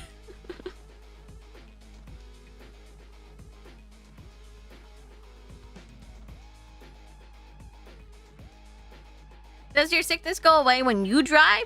Yes, but I'm also not reading while I'm driving other than like the signs. You know what I'm saying?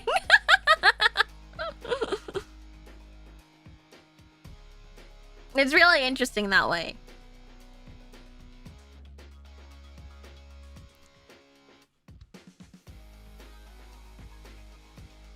But yeah, I found like it's mostly just like screen sickness. When I was on a boat, a really, you know, revvy boat, it was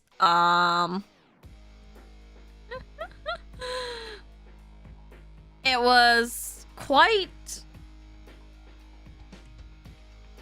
I was fine. I was fine. It was like on a boat that was like bouncing everywhere. It was going super fast, right? Revvy. A revvy boat. I don't know. It was like going vroom, vroom, vroom, vroom, vroom. You know, one of those speed boats. I was just fine for that.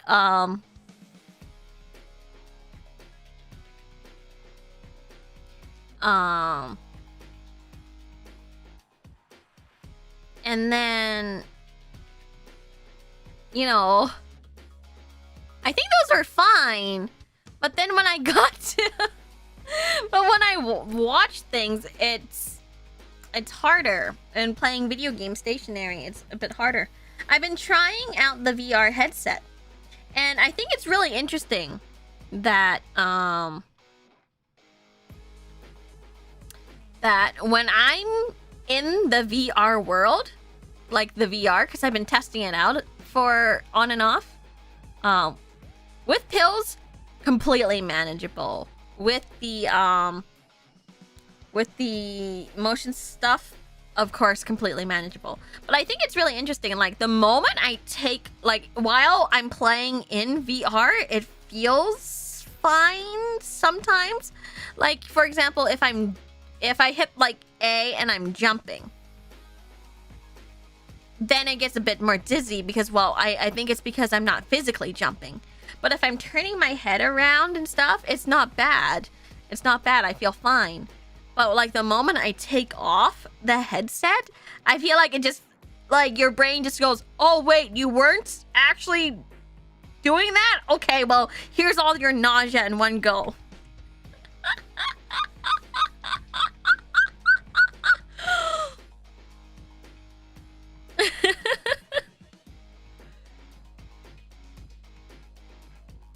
But it wasn't bad while I was playing it. Does that make sense? What about racing games? Racing games really... I didn't test the VR on racing games, but when I was doing racing games in... before, like Mario Kart makes me pretty dizzy, not gonna lie to you. Like Mario Kart makes me dizzy, but I think that might also be just the surrounding backgrounds moving as well.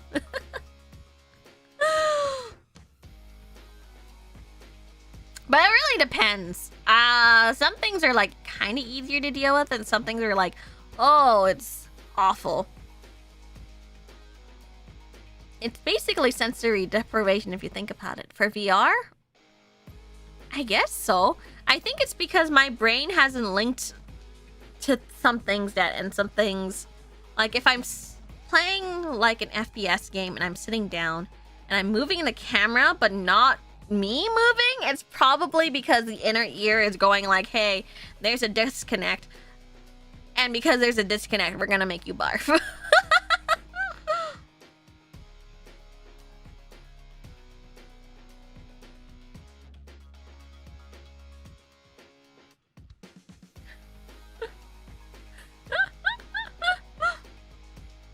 I've never had motion sickness until VR when I accidentally moved my character backwards without actually walking. It was wild first feel. See, like I feel like that's a common thing. When I first bought my Index VR. Oh, you got the Index? Congratulations! I hear that's actually, it's pretty expensive and hard to get. I played Half-Life for 3 hours until I threw up and laid on my floor for an hour. Never got sick since. Did you just puke your sickness away? Yeah, very thoughtful of the inner ear.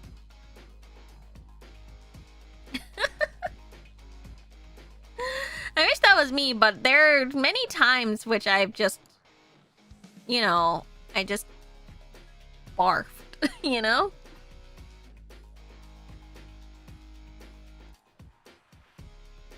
There has been, there's been like many times where I've tried to play like a certain video game and I just went bleh. Like I remember trying to play what was that one game called? It's got like robot looking people. What was it called again? It's a free game.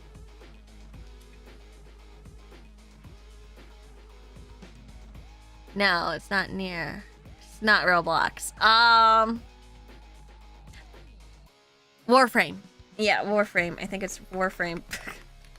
So I tried the tutorial. Yeah, it's Warframe. I tried the tutorial of Warframe, and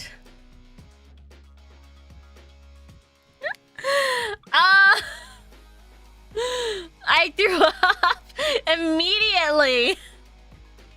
I threw up immediately, and I felt so sad because I really liked the Warframe's design.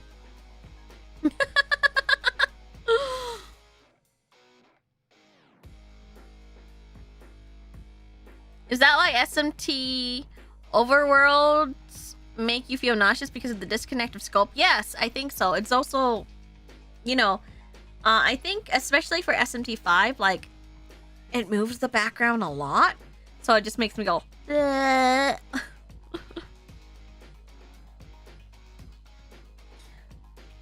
I did buy 5 Vengeance because it was cheap. You also get sick for Lethal Company? Yes, I did. When I played Lethal Company with the gals. With the gals in VAllure, I did get motion sickness despite the fact that there was a lot of like motion sickness mods that Azura picked out for me. It's still... I honestly was kind of foolish being like, oh, if they had mods, maybe I can tank it. And I didn't. And so like kind of after the stream, I actually went to the bathroom and went blah.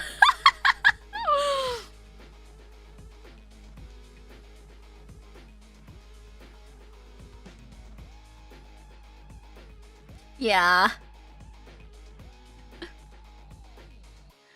But yeah, I would like to try Lethal Company again. I think I can tank it. I literally think I can tank it if I have the bracelet and the pills ready. Like if I have them prepared firsthand, I think I can handle it. The movements will just be a little not sharp and moving, right? Like Azura, I'm always surprised when like I'm always like impressed actually when Azura is able to like move her head really quickly and stuff because she's just like so used to these games. But I'm just like, oh, I want to do that. But like the moment I move head too fast, I'm like, oh.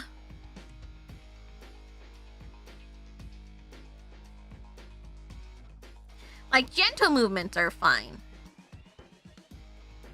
Now some games that are kind of motiony but isometric. Like Dragon Star or Death End. I've never played those games before. But I'll try them out, I guess.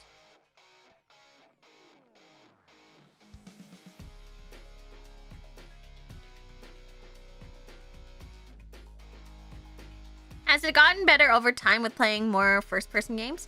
Honestly, I can tell you it has gotten so much better than when I first started playing video games. When I first started playing video games, it was just an instant bleh, you know? Does that make sense? And now it takes a little bit longer. It takes a little bit longer and I can do more motion things than I did before. So honestly, I've been kind of training myself so that I can actually play like a VR or so I can play VR with everyone and like first person stuff. Because I feel like those type of games are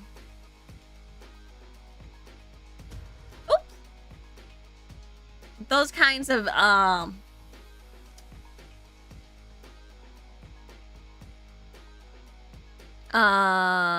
games, they're getting more popular and there's a lot of games that I'm kind of interested in, you know?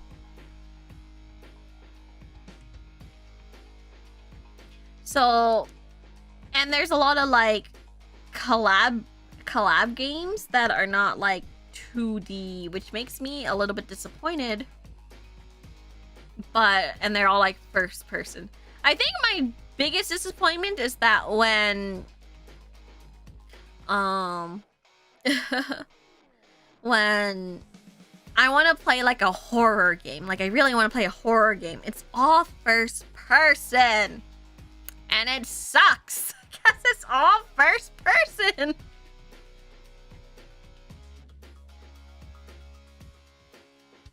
But I can tell you, like, for real,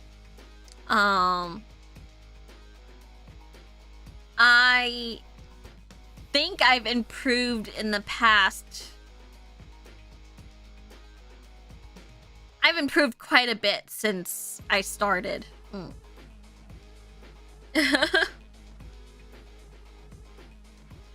Third-person horror is way less scary. That's probably why. But I'm also a very, you know, I'd love to see horror that's not. I also think that third-person horror can work. Honestly, I think it can work.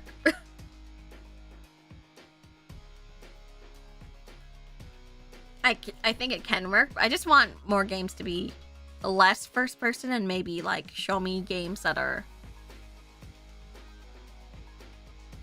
you know, yeah, that are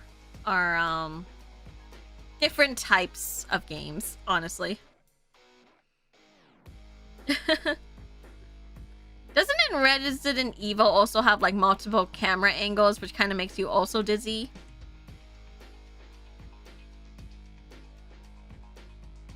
I think Faith works really well. Like, Faith is a really good horror game, I think.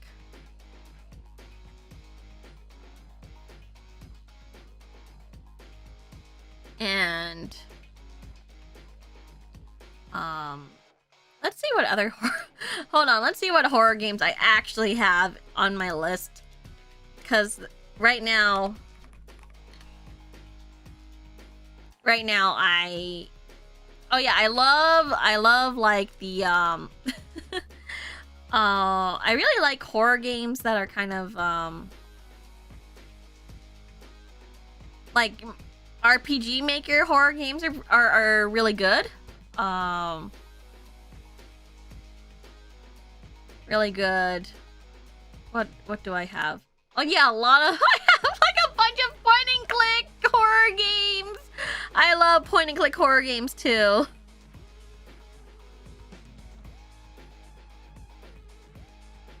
I have quite a few what do you call it? Visual novel point and click. Not visual novel. I have visual novel horrors and some kind of like horizontal movement ones. I think those are fine. Oh, Pocket Mirror. Yeah, I like those games. A lot of these are like point and clicks. I think almost all of these are point and clicks. I'm sorry.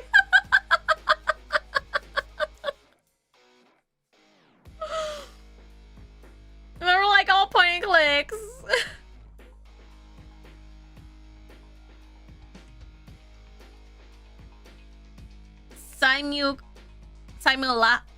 Simulacra was like good. What games did I have? Or like they're like kind of JRPG-ish like. Ooh, this one was a fun one. Unheard. A sort of horror. VVette, I remember playing that. That one was fun. World of Horror. That was pretty good. Yeah, point and click adventure. You have Little Goody Two Shoes? I love Little Goody Two Shoes. There's a few things I would say that I don't like about Little Goody Two Shoes, but I really love the aesthetics of Little Goody Two Shoes. I loved it so much. It is so beautiful. There's a few things that I didn't like. There's a few like jank things that I feel like could have been, or like levels that I feel like could have been done better. But overall, it was very pretty and I liked it a lot. I loved it so much that I went out to like a German grocery store and bought like, you know, pretzels and Lebkuchen and all that stuff. Things that I could eat because they didn't have eggs though.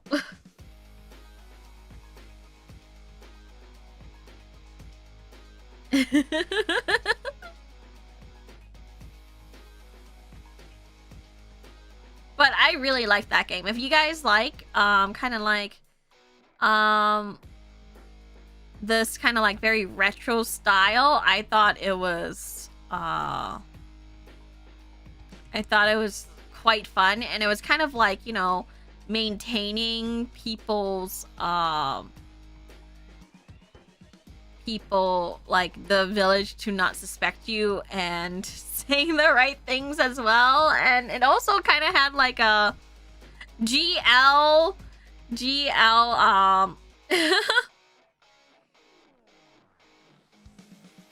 GL like roots that you could do. I love that too. I love myself GL. It's pretty much a Yuri game. It's pretty much a Yuri game, and I think it's really fun. Some of it is very toxic Yuri. I highly recommend it. Like, if you guys don't like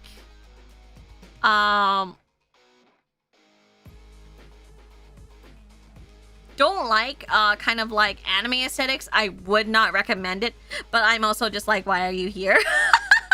How toxic! You'll have to play to find out how toxic it is. But you can feel a lot of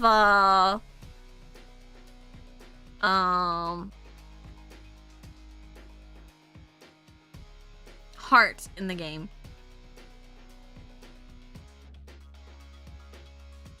There's a lot of heart in the game, and I think it's worth it. I think it's really worth it, and I feel like a lot of people would enjoy it. And it's like such a beautiful game too. Like, the aesthetics is so beautiful. You can play, I know it's like a prequel to Pocket Mirror, but I think that it can be played alone as well. I bought it like when I like pre-ordered it and like got it when it first came out. I really liked it. Honestly, the art's amazing. It is one of those games where I'm just like, it is truly beautiful. It is truly a very beautiful game. Like, I would say if I had to choose like the most beautiful games ever, it would be like really close to Odin Sphere, you know? Because Odin Sphere is pretty freaking pretty.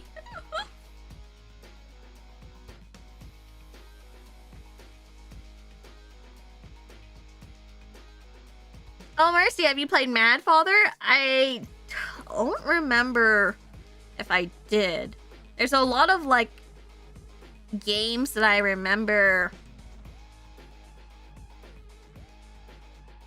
playing, but I don't even remember if I played it or if I watched a friend play it or did I watch someone else play it. You know what I'm saying? It's all mixed up, right? And sometimes I'll mix it up with like Corpse Party or something. It's like, did I play it or did someone else play it or did I watch a friend play it? Did I play it? It goes like that. I might have played Mad Father. I can't remember which one I played.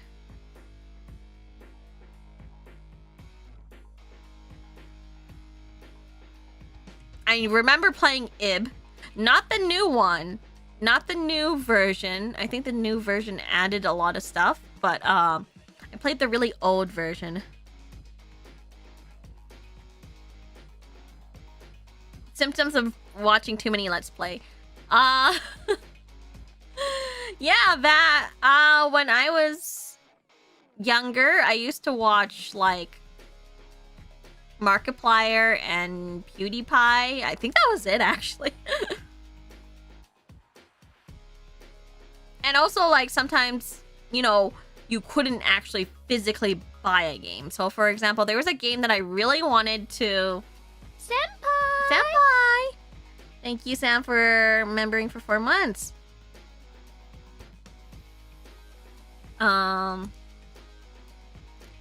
For example, there's a game that I wanted to find. It's a DS game. I couldn't find it. So I just watched a Let's Play of it. So the game that I really wanted to play, but I couldn't find it at all, is a game called... is a DS game called... Theresia?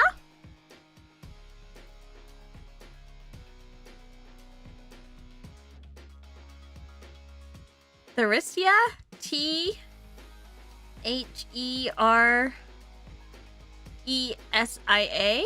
So I watched like a let's play of that.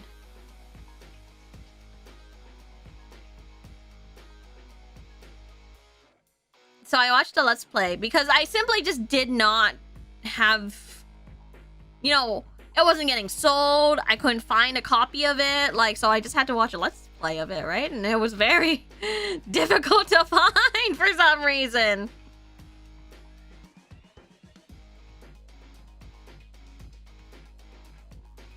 So I tend to watch let's plays of like those type of games.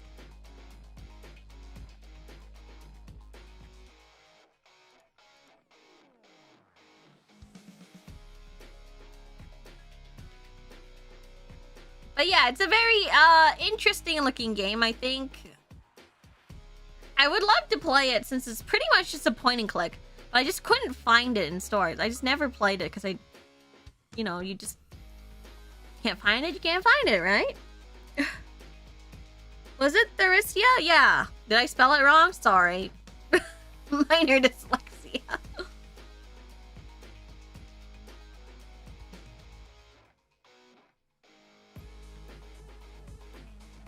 I don't remember if it was very good, but I do remember it being kind of like a point and click story game.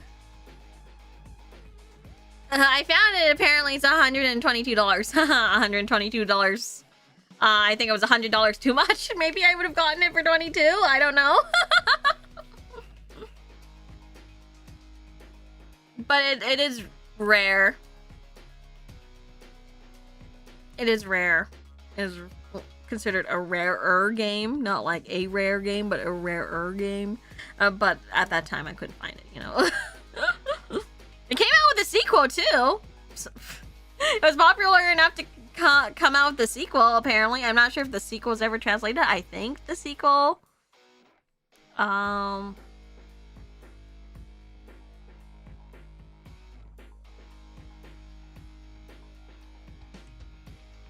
Here, let's see. A sequel of the original game entitled Dear Let's was released in Japan for mobile phones. Little is known about the sequel, and the game is widely considered lost media. Welp.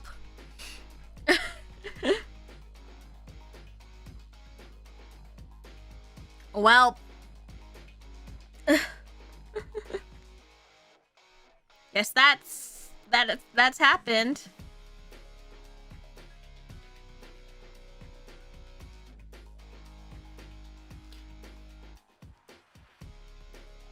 Well, that's what happens when you release things on mobile. Honestly, when you release things on mobile, I kind of have to expect that it might not come back.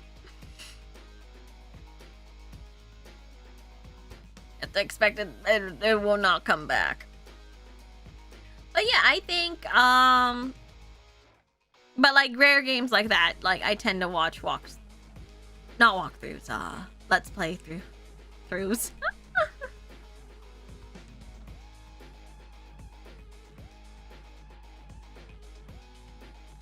Yeah.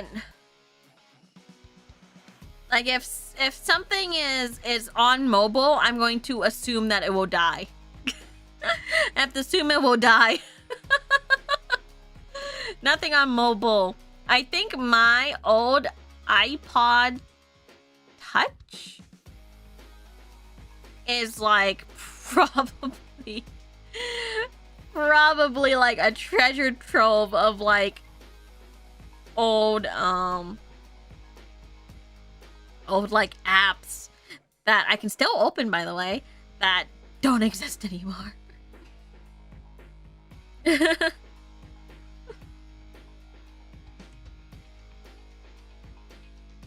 I'm surprised Genshin hasn't died yet. Genshin's not gonna die. People will put too much money into it for it to die.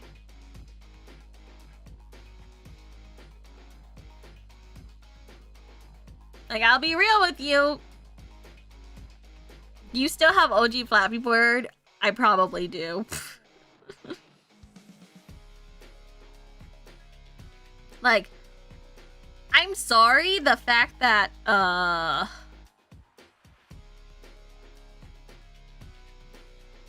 that I don't think things in a Hoyoverse are gonna die. The thing is that it's too much in the, what's the word, cultural zeitgeist to be dead yet. Like, I'm still seeing people like saying, oh, this game, like Genshin is the best game ever, and I'm like, oh, have you played any other games before? And they're like, no, and I'm like, oh.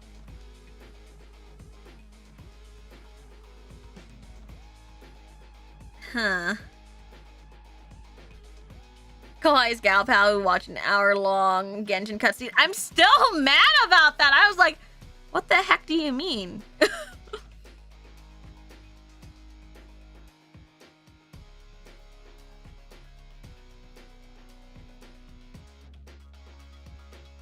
Is it like One Piece then? I have a stronger hate for Genshin because there are like people who are like diehard fans of Genshin, and for some reason all of like the weird like cancel culture all went to like, it's like all of all of the Homestuck fans for some reason, and all of like, think of all of the Homestuck, all of the Undertale, all of those fans just moved all the way to Genshin. And I'm just like, how did that happen?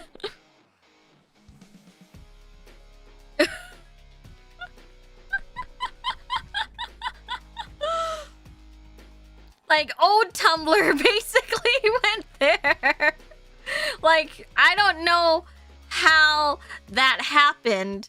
And I know there are some people who legitimately love Genshin. Some of my good friends love Genshin. Like, they do love it. They're like, oh, the story's good. And I'm just like, yeah, I've been playing for like 4 hours. I'm not having fun, and I don't think I've had some things. But like, the Genshin fans are a little too intense for me to actually try to get into Genshin ever again. Like, ever again. I'd rather spend my money on VAllure than on gacha games. Oh, thank you. I'm sure Stronny would love to hear that.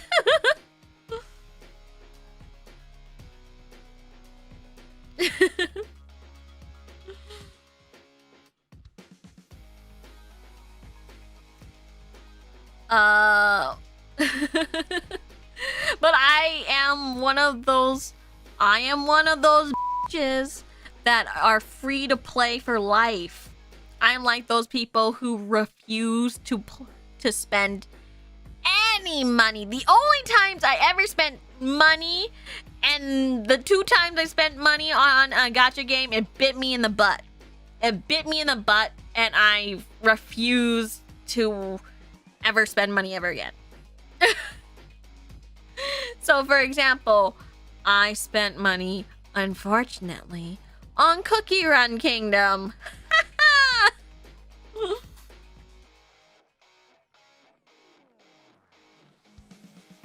It bit me in the butt because it advertised me like, here, buy a season pass. I said, okay, I'll buy the season pass, thinking it would last an entire season. It ended the next day.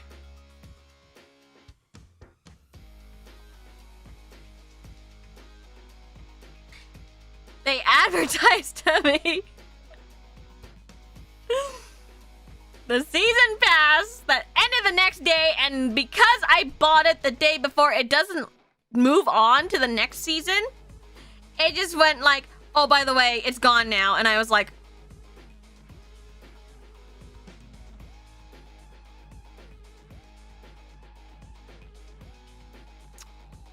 I'm never doing this again.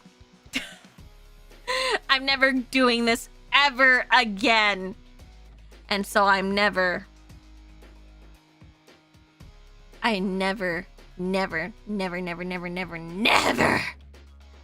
buying like any in-game currency, anything in-game ever. Even if I really want it, I'm never gonna do it. I will be free to play for life.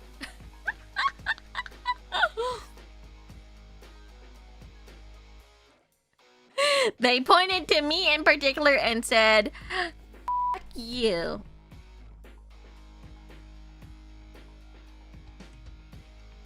Free to play is the only way to go. I would never be hurt by free to play. My wallet won't hurt, and I won't be that hurt from free to play. That hurt.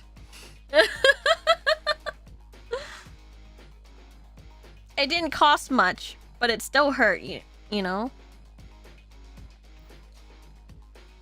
But like, you know, if it's free to play, then it won't hurt me at all in my wallet, at least.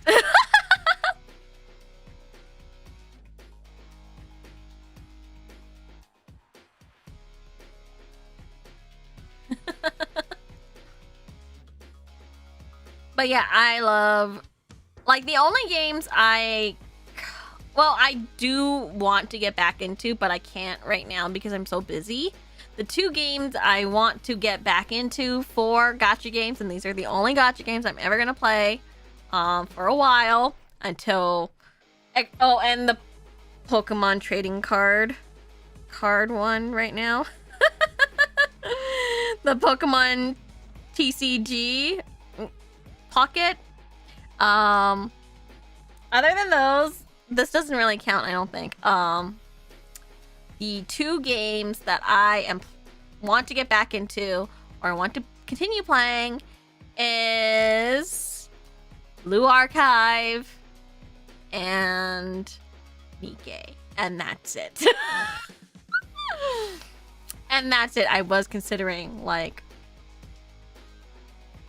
you know, other games. The ones before that, though,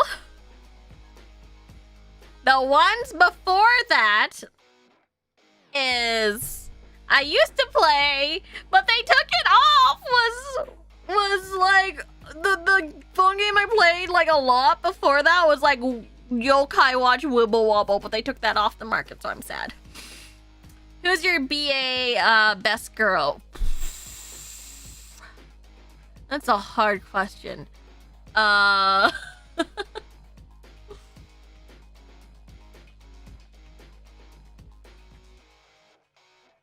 What was her name?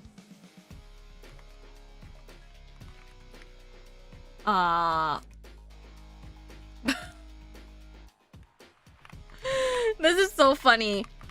But the one that looks like a horror girl, but she's like really sweet. You know, she's like really scary, but she's like actually really sweet and shy. Because I felt a relation to that. I felt related. Tsurugi, yeah. Yeah, Tsurugi.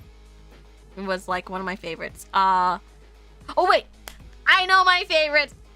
I'm a really basic person, so I think it'll be really funny. But my favorite, favorite character of all time in Blue Archive is Irie.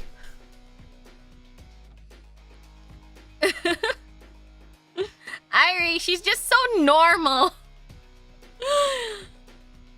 It's Irie.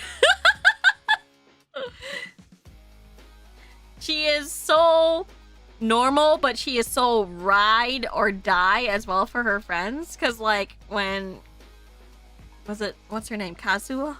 Is it Kazusa or Kazuha?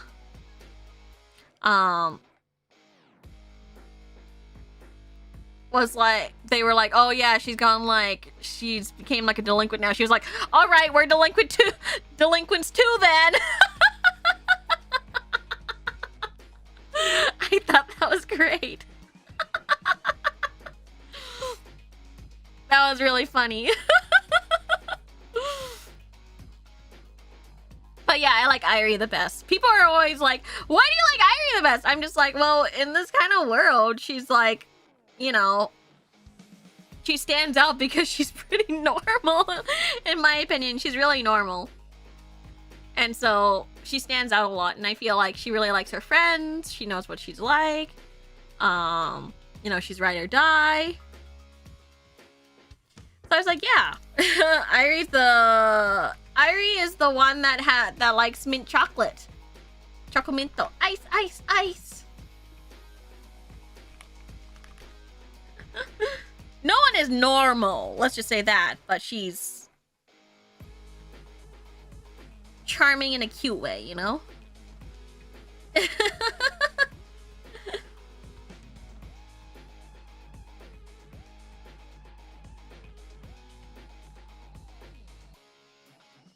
Is it bad that I don't like Chocomint ice cream? Yes. Go repent in a corner.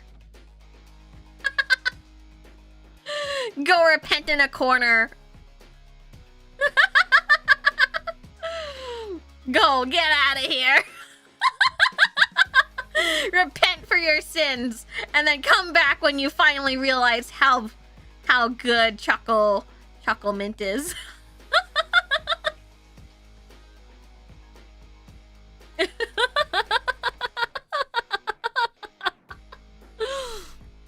Ow!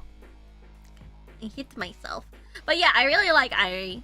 She's my fave. My girl, she's my girl.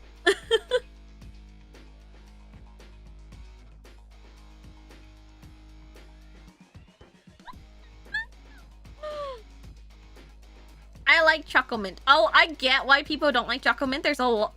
They just don't have the they just don't have the gene. It's like those people who can't eat cilantro. They just don't have the gene, you know, for it.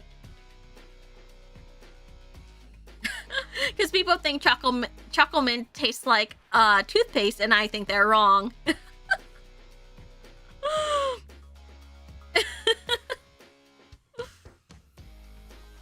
I think they're wrong. But yeah, Irie is my fave girl because she's just, you know, she's ride or die. She's a good friend. I like that in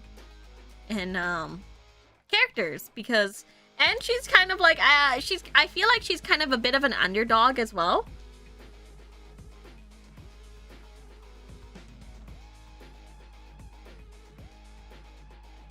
I think she's like a bit of an underdog character, like underrepresented. So I would like to see more of her. And I kind of always gravitate to a girl that is a little less loved.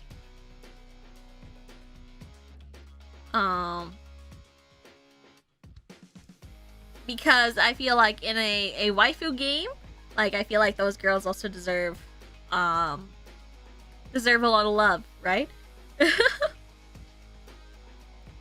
I think my second favorite character would be Mika. Because I was legitimately surprised that like I wouldn't put her as my waifu because I think she's really selfish. And you know that makes me go, oh, okay. But like that would make her as like my favorite because I like pure-hearted girls. Pure-hearted characters in general are my favorites.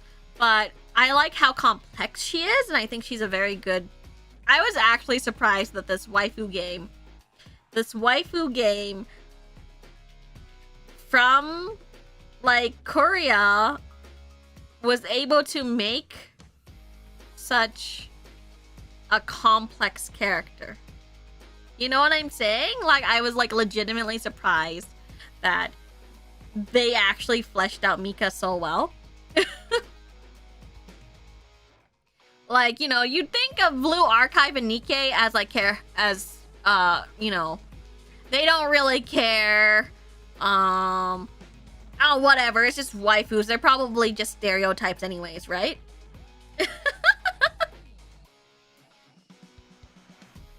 But, like, legitimately, it was, like, very complex and layered as well. For Nikkei, I was like, oh, whatever. I remember playing the beta of Nikkei, and I thought it was, like, a garbage game.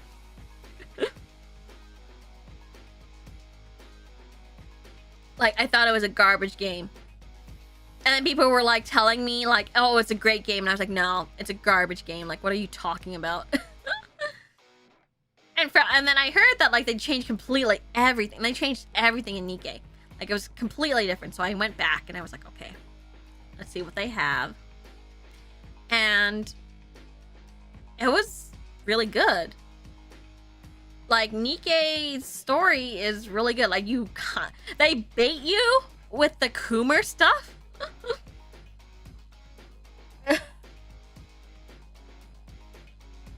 And then they like hit you really hard with the story, and I was like, oh, this is actually really compelling. What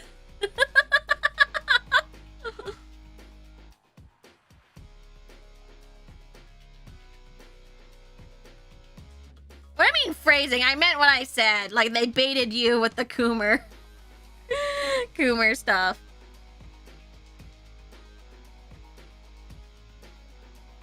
Like you gotta love it was really compelling, surprisingly very very heartfelt, you know?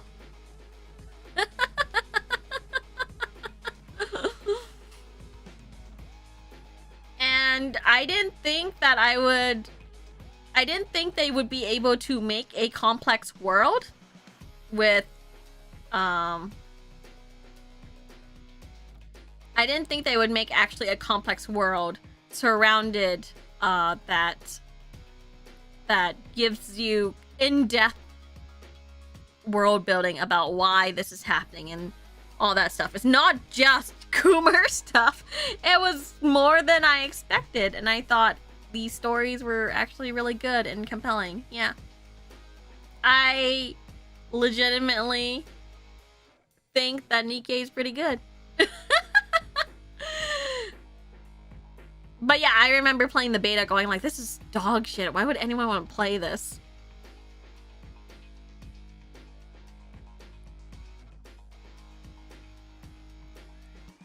But like, the world building in Nikkei is really good. Like, legitimately very good. They hint about a lot of kind of like seedy undertones to it as well. And a lot of like,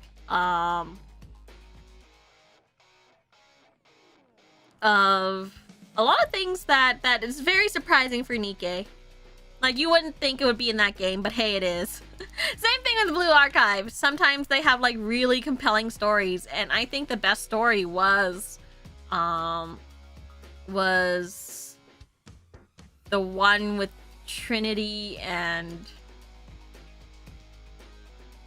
what was that group called again?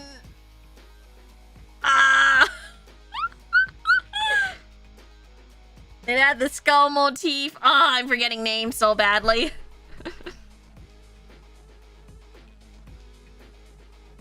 Like, the feud between them was really good.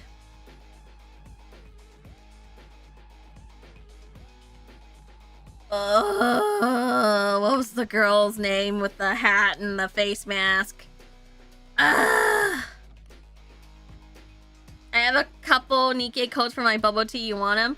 I'm gonna go get my own codes, so I'll be fine. I forgot what it's called.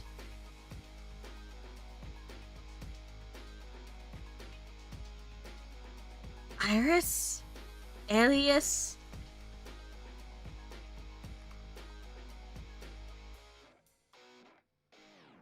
Arius?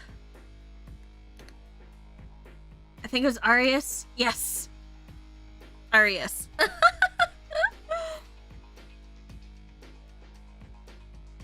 Aries. I was like, going through all these names going, what are we talking about? Anyways, the feud between them and Trinity was really good. So many names. So many names. At least I can sometimes remember my gen mates' names.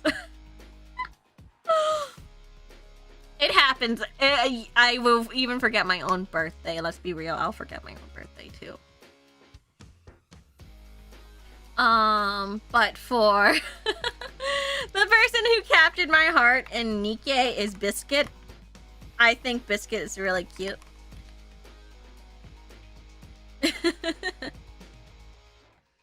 I think Biscuit is super duper adorbs.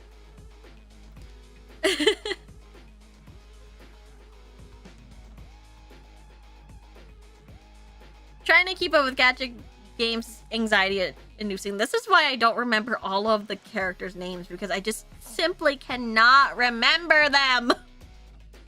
There's just too many to remember, you know? But yeah, I like Biscuit a lot. Biscuit's my fave girl, because she's just, you know, she's a little puppy girl. Come on! She's a little puppy girl. How can you not like her? She's adorable, right?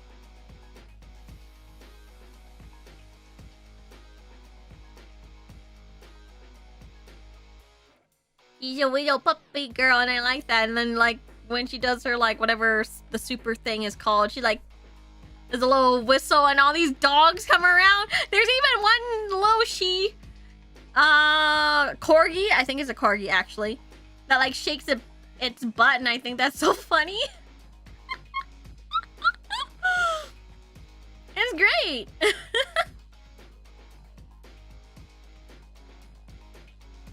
I was like, is it a Shiba or a corgi? I think it's a corgi. Yeah, the twerking corgi. Yeah, I think it's great that it's like, and I love when she's like in the battle and she has this like chihuahua, and the chihuahua is like grr, grr, grr, and then she starts shooting and it goes ooh, ooh, ooh. Ooh, ooh, ooh. and then you know, she's like behind, and then she's like, when she does the, what is it, like she, what's the word, like refill? What's the word? Refill? No, that's not it. Relaunch? No. Reload. Thank you.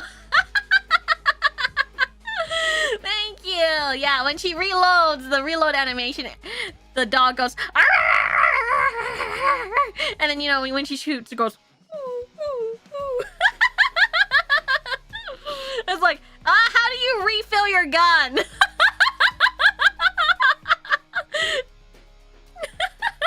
Talking about it like it's a car or something.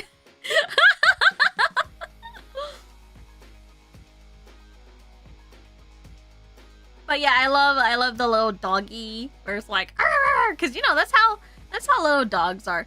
Like they put up like a really harsh front, and then when they're actually when you're actually like, hey, when you actually like scared a little bit, it goes, no, actually I didn't mean that, no. It reminds me of, do you guys remember that one video where the dogs are like grr, grr, grr, grr, grr, to each other through like a fence or something, and then like they open it, and then the dog stops like growling and stuff, and then they close the gate again and they get back to it.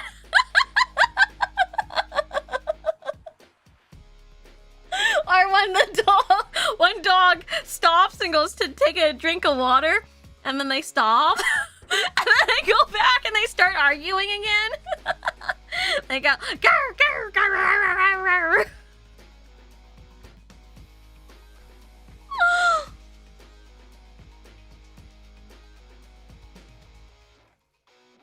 So yeah, it just reminded me of that. I think dogs are so dumb but so cute. They're very high maintenance though, so I don't actually own a dog. The dog I take a picture of is not even my gal pals, it's her roommate's dog. They have a cat too, but I'm kind of allergic to cats. They like shed and I go, achooey!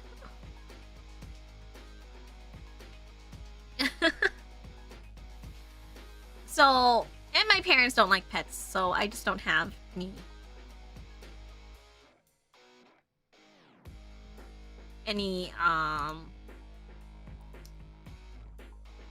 I just don't have any pets. The one you gave the dog food to. Yeah! I might take pictures of her all the time. I talk about her a lot because sometimes I'll get invited to like go take her out for a walk and stuff. And I'm like, okay, I'll do it. Do you think you'll get any when you're out on your own? It depends on the money situation, to be honest. It's because pets can get quite expensive.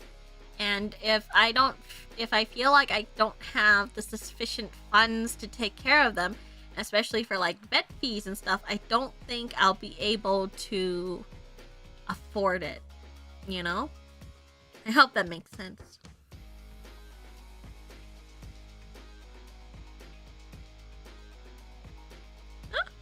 Ma'am, I'm right here. Oh, you guys want to all go for a little walkies too? Walkies!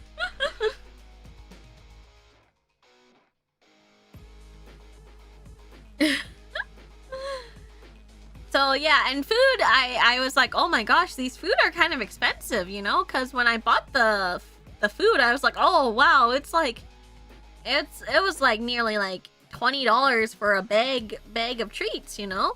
And like $5 for like a can of food that I feel like, you know, it's one meal, right?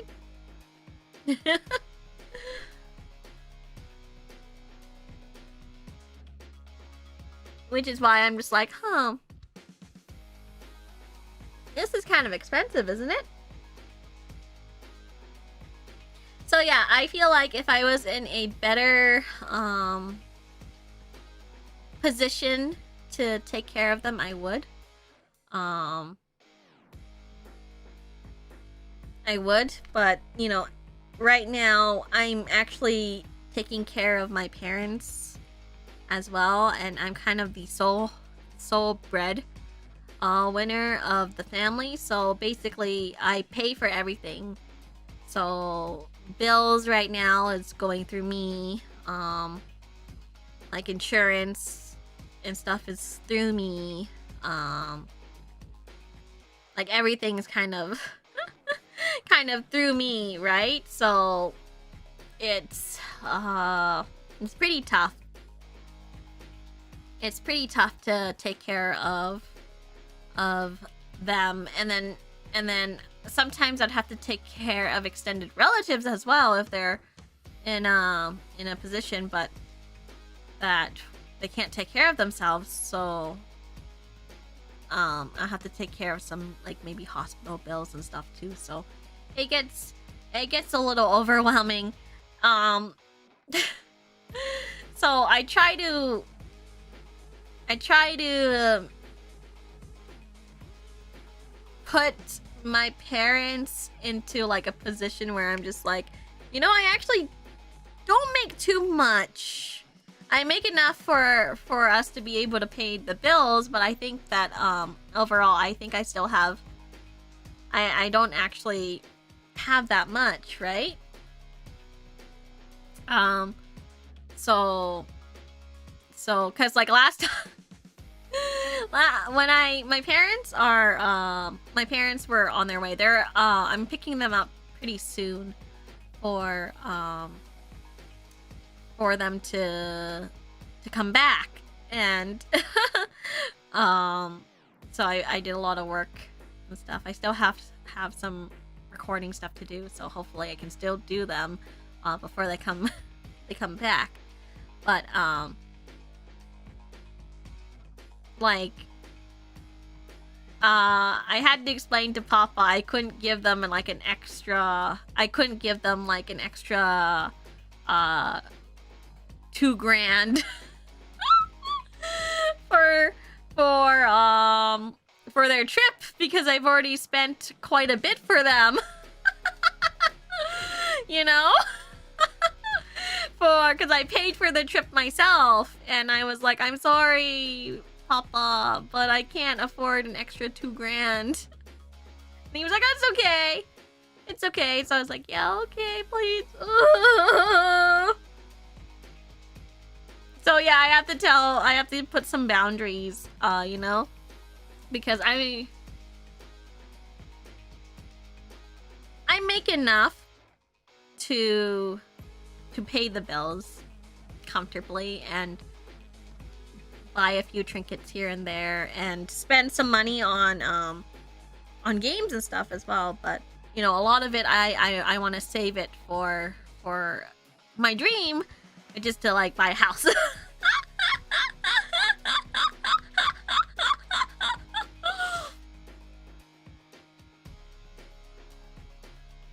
But yeah, and you know, another boundary of mine is having a separate bank account where they can't touch it. Where they can't touch it, because I know that they're gonna be snooping. They're gonna be snooping. They'll be like, "How much money did you make? How much money did you make?"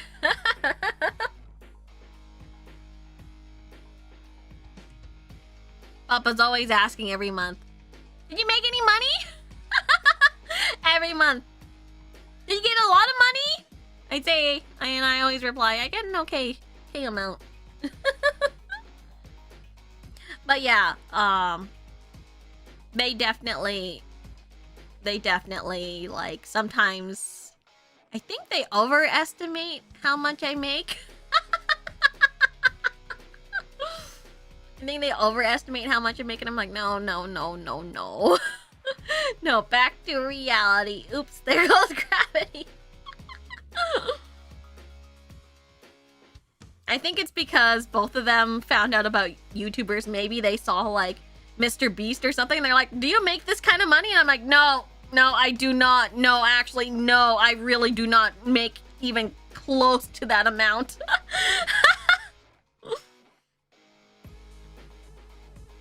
Senpai, thank you for the 420, Taigavia. At least there's a bit of support. Here's a little bit of support to our breadwinner Kohai. Got the big heart. Also, here's the Nikkei code I wanted. I just wanted the drinks. Oh, thank you!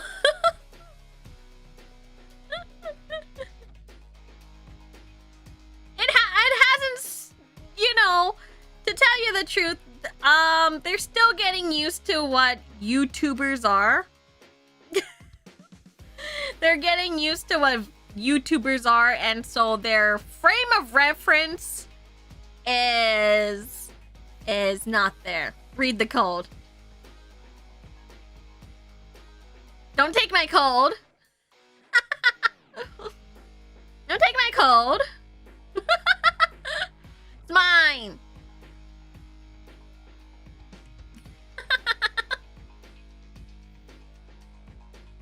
Be glad you didn't tell them on the VTuber is. I tried, and they were like, huh?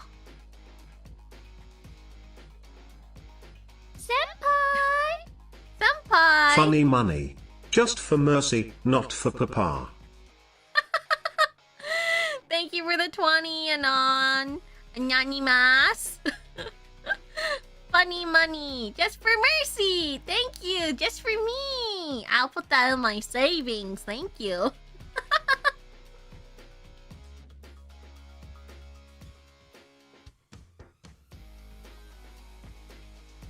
I mean, some other VTubers told her parents like I was handling a puppet. Could that help? No. They probably don't get it. So the best I could tell them was that I use like they know I play games. They know I play games. That's definitely something that they say. But that they understand that I play video games. But they think that I show my face, so I just kind of let them assume that, you know? I kind of let them assume that I either have like a face or like I'm using like or you're just watching me play the game and there's like no face. So they're like between the two, and I've tried to explain what VTubers are and they just didn't get it.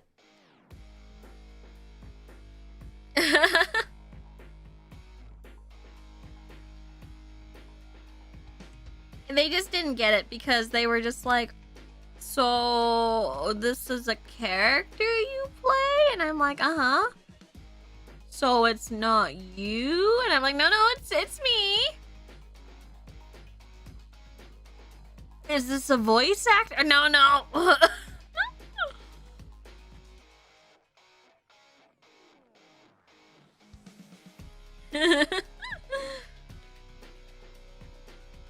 It's kind of hard to explain it, right?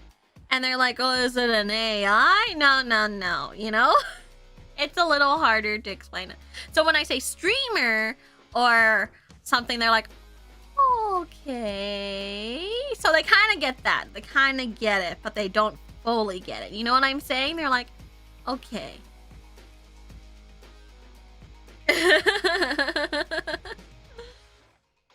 I think it would be too complex to explain to them.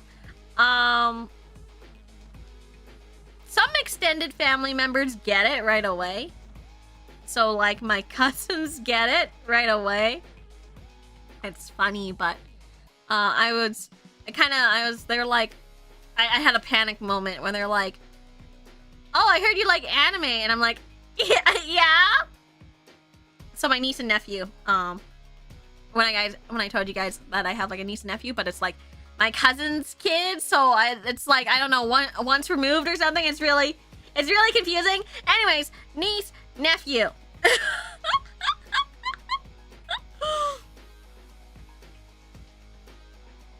I just call them my niece and nephew. Are they watching? No. But they're like, oh, you like anime, right? And I'm like, yeah, I like anime. And they're like, do you like VTubers? And I just went, yeah, I like VTubers. Yeah, I like VTubers.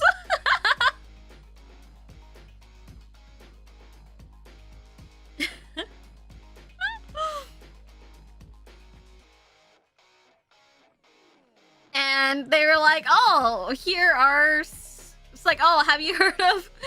And they showed me Bao. And they're like, yeah, apparently she's like Vietnamese. And I'm like, oh, okay, yeah, I know her. She seems kind of cool.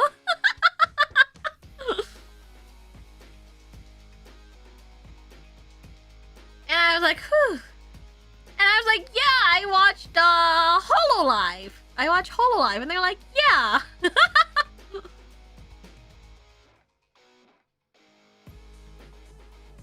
It's...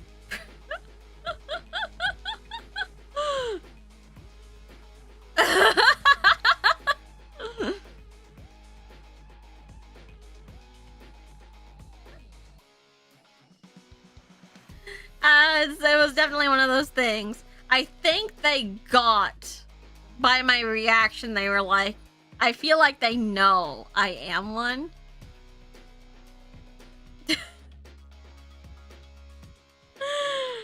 I feel like they know I am one.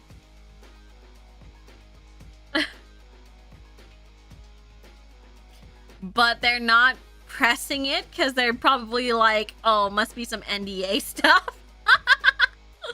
They're not pressing it, but they're like, they were like, oh, okay. Imagine if one of them just appeared here, I would ban them. I would straight up ban them. I would straight up ban them because, well, they're still teenagers now, so they wouldn't be the target demographic. I would ban them.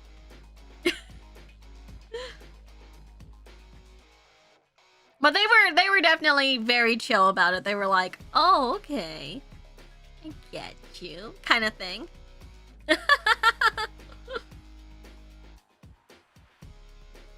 I get you. Yeah. They've grown up so fast, though. I remember when they were like, little tiny babies.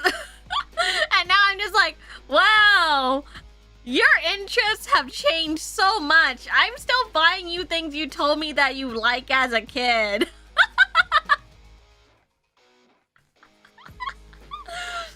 Like my niece, she was like, I love Frozen! You know, when she was like a little kid, and And I managed to bond with her by going like, oh, what I are was you planning playing? on saving this for later, but it was going to go to you anyways. Thank you, darling Visa Pie, for the 30. Thank you. It's kind of jarring. I came back like later, like they're still in, they're like in middle school, high school now, and then, you know, she's just like, oh yeah, I play League, and I play League in MOBA, and I like K-pop, and I'm like,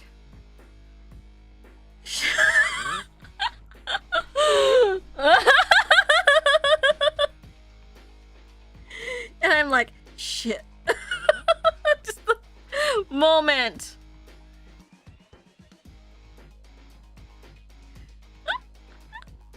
The moment I'm like, she's gone, it's over. So in order to bond with her, I like researched a little bit of like League just to try to talk to her. My nephew is the older one. When he was younger, he loved like Marvel stuff, right? He loved Marvel stuff, so his favorite was Thor, and I remember, oh yeah, Thor, so I got him a bunch of Thor stuff. I come back, I visit him. He's into like grunge photography and like, you know, indie bands and stuff, and I'm like, and like, you know, retro stuff. He's like a hipster now, and I'm like,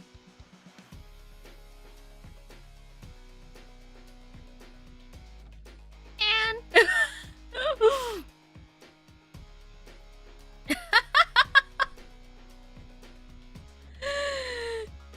I was like, ah! Like literally, it's just like on that point where it's just like, oh man.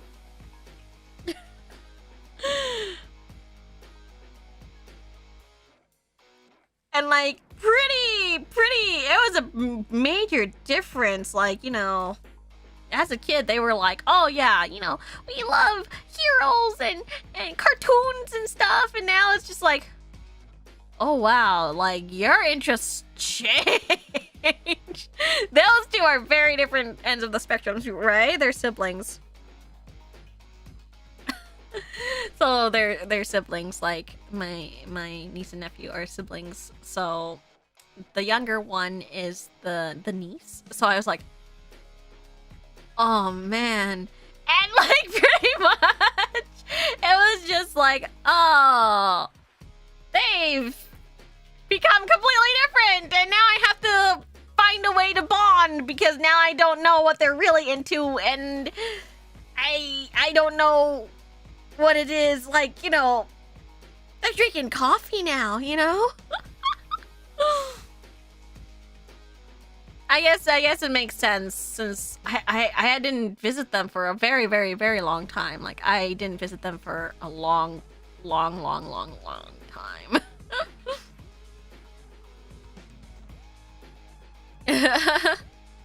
Your interest probably changed a lot growing up too. Would it surprise you if I said no?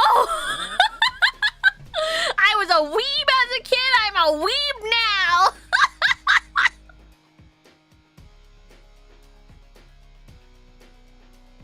The only thing that I added to the weeb was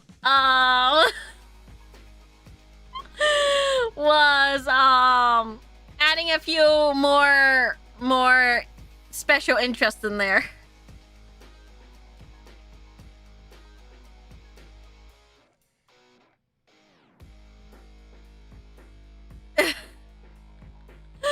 Special interests, like, for example, film.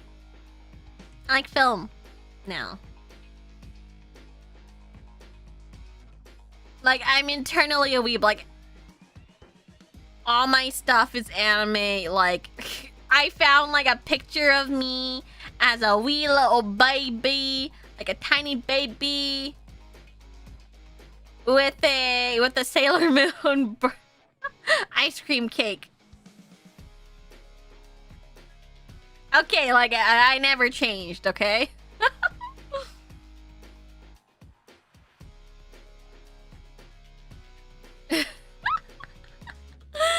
I've never changed. I saw pictures of me as like barely walking little tot dressed up as Sailor Moon. I'm sorry. I'm sorry. I've been a weeb my entire life.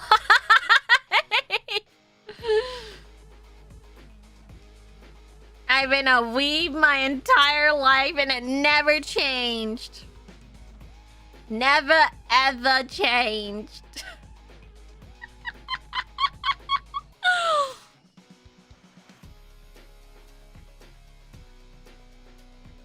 It just added to special interest. Like right now, I really like Foley sounds, so I'm just like, oh, what more ASMR sounds can I do that kind of is in this framework?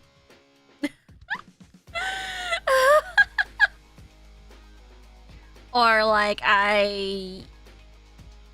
when I received the inherited all the games, the retro game stuff. You know, I suddenly got a big interest in retro games, right? I wasn't really into ASMR until I got here into VAllure. You know? But I'm still a weeb. You know, overall my interests are still the same. I'm pretty sure like anyone can buy me like an anime merch and I'll be like, yeah, I love it. Pretty much the audiophile arc kind of came when I started VTubing. Was when the audiophile stuff started happening, because I was like, okay, if the most important thing is going to be my voice, I wanted to sound the best that it can be. I did so much research into like making my space, like I have audio treatment, I have like everything that I could possibly want to have audio, good audio.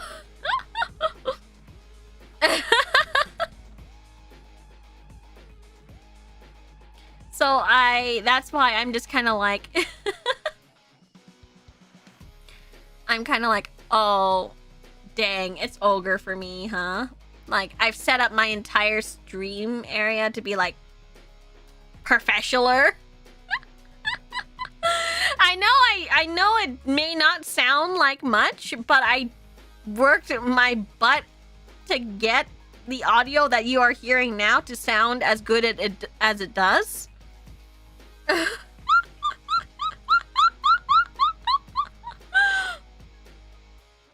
I think I'm still working on I'm still kind of working on the ASMR audio a bit. It's hard when people have like such differing opinions, you know?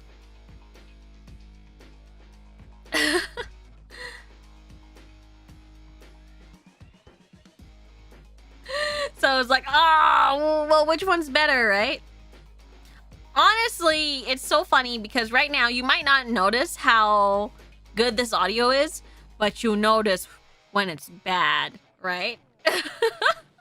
You'll notice, the first thing you'll notice is when it's bad, but if it's good, you don't notice it.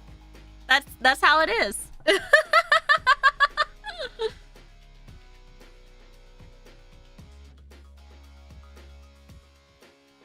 So right now you're probably like, oh, this sounds great. Like, probably won't even think about it. But like, if I turn anything differently, you're gonna be like, oh, it sounds bad.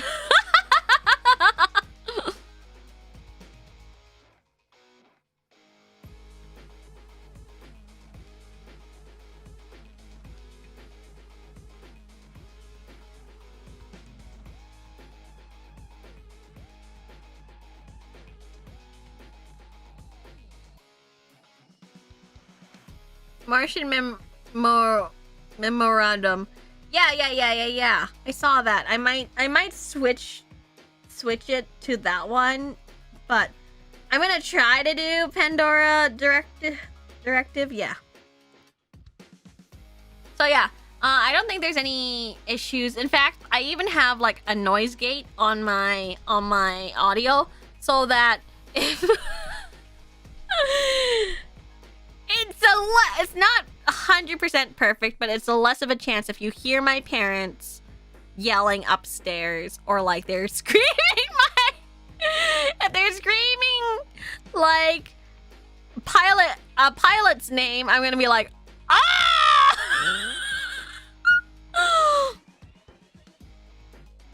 Sometimes I'm always like, oh my gosh, do you hear them? And no one, and everyone's like, no, and I'm like, oh, I set up the audio pretty good then. Wow, go me.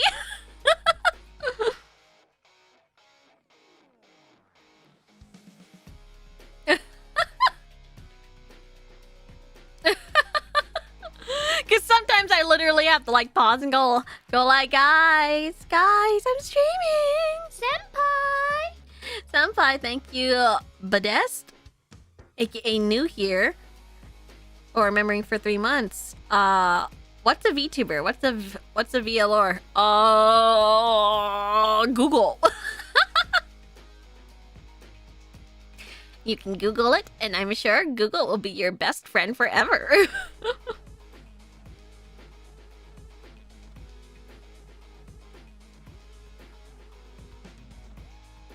Because I don't know what those are. You're just telling words to me now. Like, I don't know what these words are. Wow.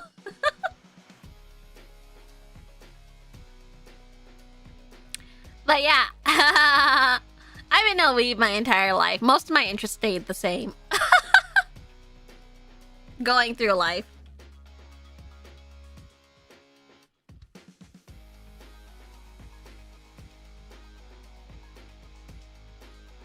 But yeah, I think it's really funny seeing my niece and nephew like grow up and they're like completely different interests, and I'm like, okay.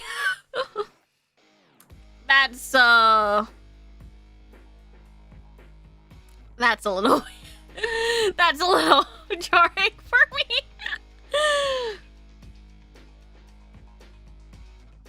I think the only thing that's changed is like, for me, is my appearance over time. I mean, you could tell from my my lore video.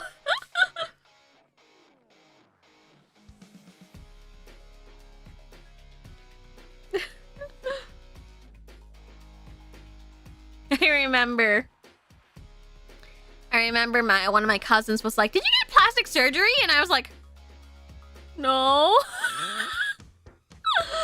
I don't know if that was a backhanded compliment or not, but I was just like, I just answered no.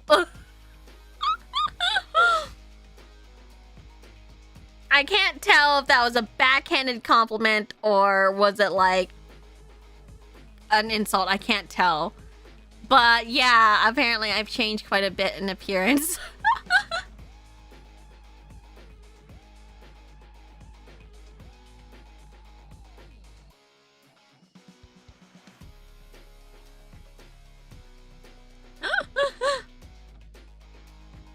It was probably a compliment. I was like, no. And then I left it at that. I'm like, huh. Okay. It might be a compliment. I don't know. Must have been a glow up. I think I'm normal. Did you give up on Pandora? Yes, I did give up on Pandora because I have motion sickness.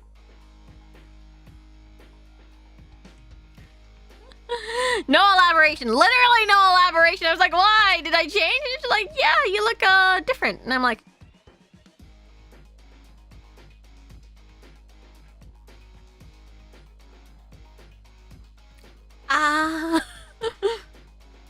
really sus, right? I was like, what do you mean? So she says that and just leaves it at at that, and I'm like, okay.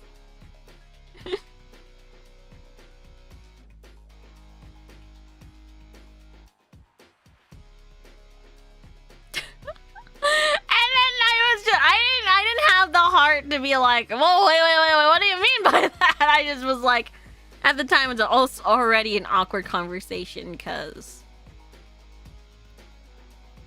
it was kind of like, it was already an awkward conversation.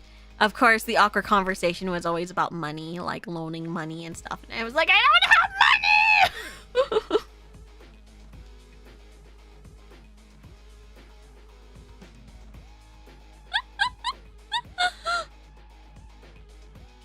I apologize, I haven't played the rest of the game yet because I have motion sickness and I need to get ready, so I would need nausea pills and I would need a little bit of time to get ready so that I can play the game properly because I have really bad motion sickness.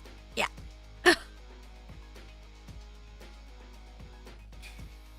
Yeah, so that was the same convo where I asked for money. Yeah. It was, I remember it was a conversation and I was like, this is really awkward because at the time I didn't have a job. At the time I didn't have a job and I was in like uni and I was like, you know, I'm paying for my university courses on scholarships, right?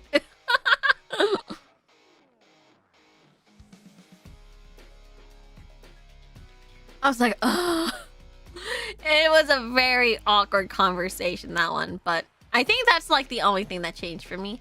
My Mama Mercy is just like, wow, you're still as childish as you were. I'm so glad you didn't change. And I was like, thanks, I think. I think it was probably easier to, like, pick out my taste, I guess.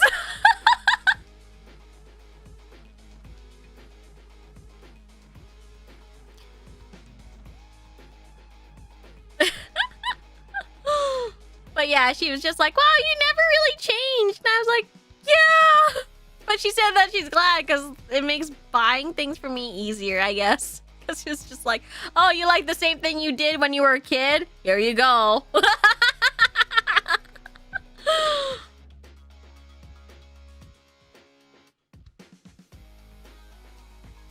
Imagine having to relearn your child's interest. Couldn't be me. Couldn't be me. My mom was like so happy that I still like the same things I did when I was a kid.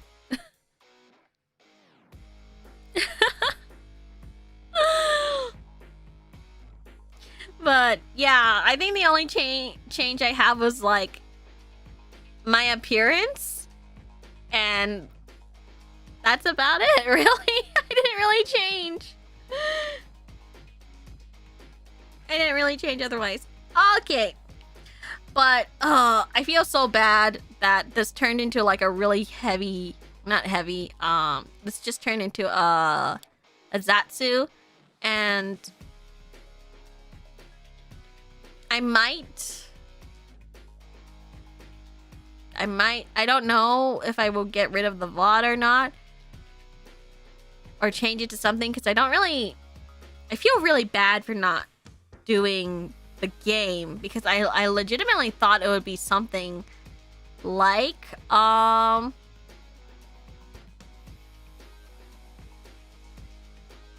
regular point and click.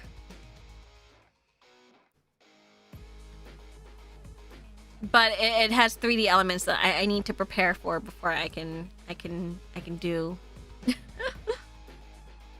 I might change it. I might change the Tex Murphy game to the second game instead, because that one's like a point and click.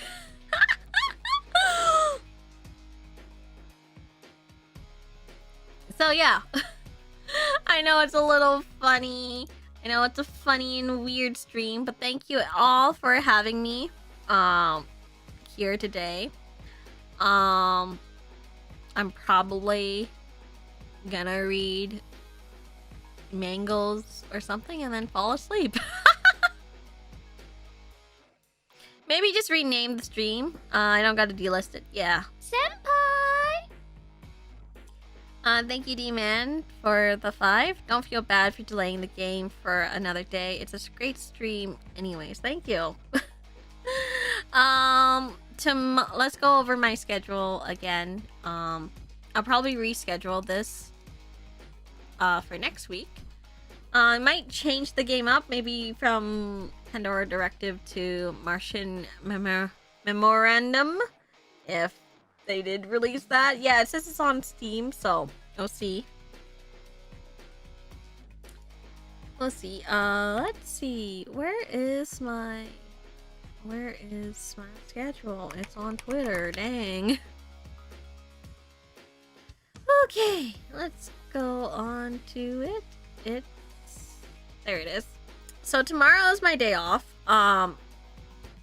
When I say day off, it's more like I gotta get back to work. It means that I gotta get back to work and catch up some work and chores that I have to do. On Thursday, we are playing a 3D game. That I will be prepared this time with pills and my motion sickness bracelet for this bed we made. I honestly thought, I almost mixed up the day. I thought Tex Murphy was on the Thursday and this bed we made was today. But then I was like, oh, well, if it's Tex Murphy, I don't need to take the pills. Turns out I did.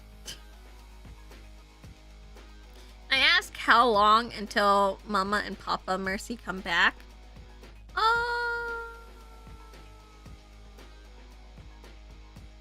When are they coming back? I don't really want to say because I remember someone saying that I read recently that someone said that like they gave a date about like when they were flying and then they were like, oh, and then they like someone tried to meet them at the airport and I was like, ah. And I was like, ah.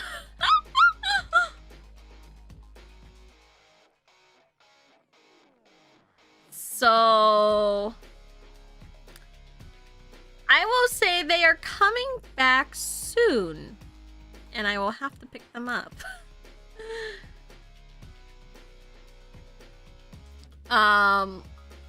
They still have to message me.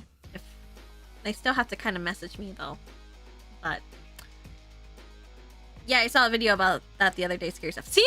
I was like, what? They will be back soon. Yeah, they'll be back soon. They'll be coming back this week. Are they having a good time so far? They're having a great time. They sent me lots of pictures and I sent them well wishes. And I was like making sure that Papa was having a good time because he was like, no, I don't want to go on a vacation. I said, like when he was going to the airport, I was like, no, you have to have fun. Looking forward to them being back or going to miss the freedom? The latter. I'm going to miss the freedom.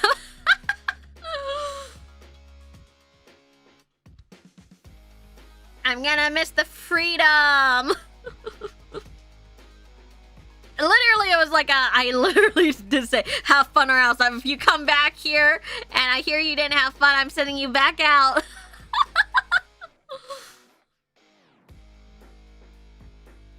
Hopefully I'll get it again soon, but they'll be back soon.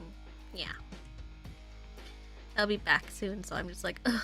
Is the cooking stream still on the table? I was thinking it's probably not back on the table. I'm so sorry. It might not be on the table because I simply just have a lot to do to catch up on, you know, still.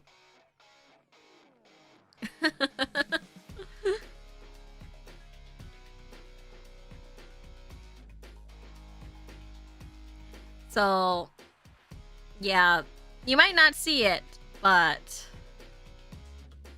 you might not see it like immediately, but there's a lot of work that I do behind the scenes, and it takes up a lot of time. It takes up a lot of time, and of course catching up on audios as well, so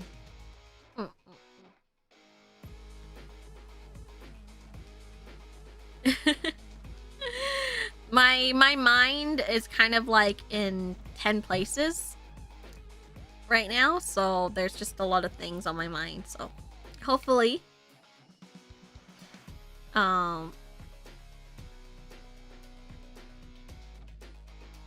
hopefully it will work out. Yeah, I think it will work out.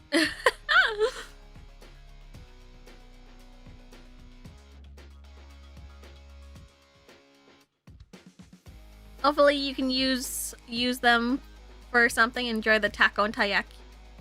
I really want to. You have no idea. I really want to. I just haven't even. I didn't even have time to go out and buy groceries, except for the first day. I was like, yeah, and then now I'm just like, work.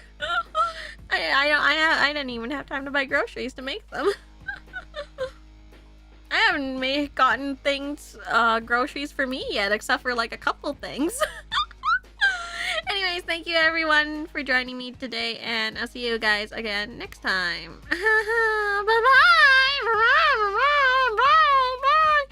Oh wait, don't forget to like and subscribe, and hit that notification bell if you like. Don't forget to comment down below. And, clip funny parts you thought were funny, and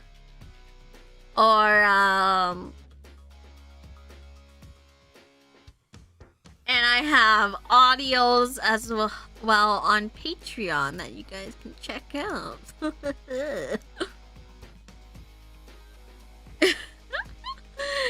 Nobody's on right now, so I am sending you all to the void. The void. Oh yeah, and use code MERCY for 10% off your gamer's order. Yeah, okay, bye, bye-bye, bye-bye. Enjoy the void. Bye-bye, bye-bye, bye-bye.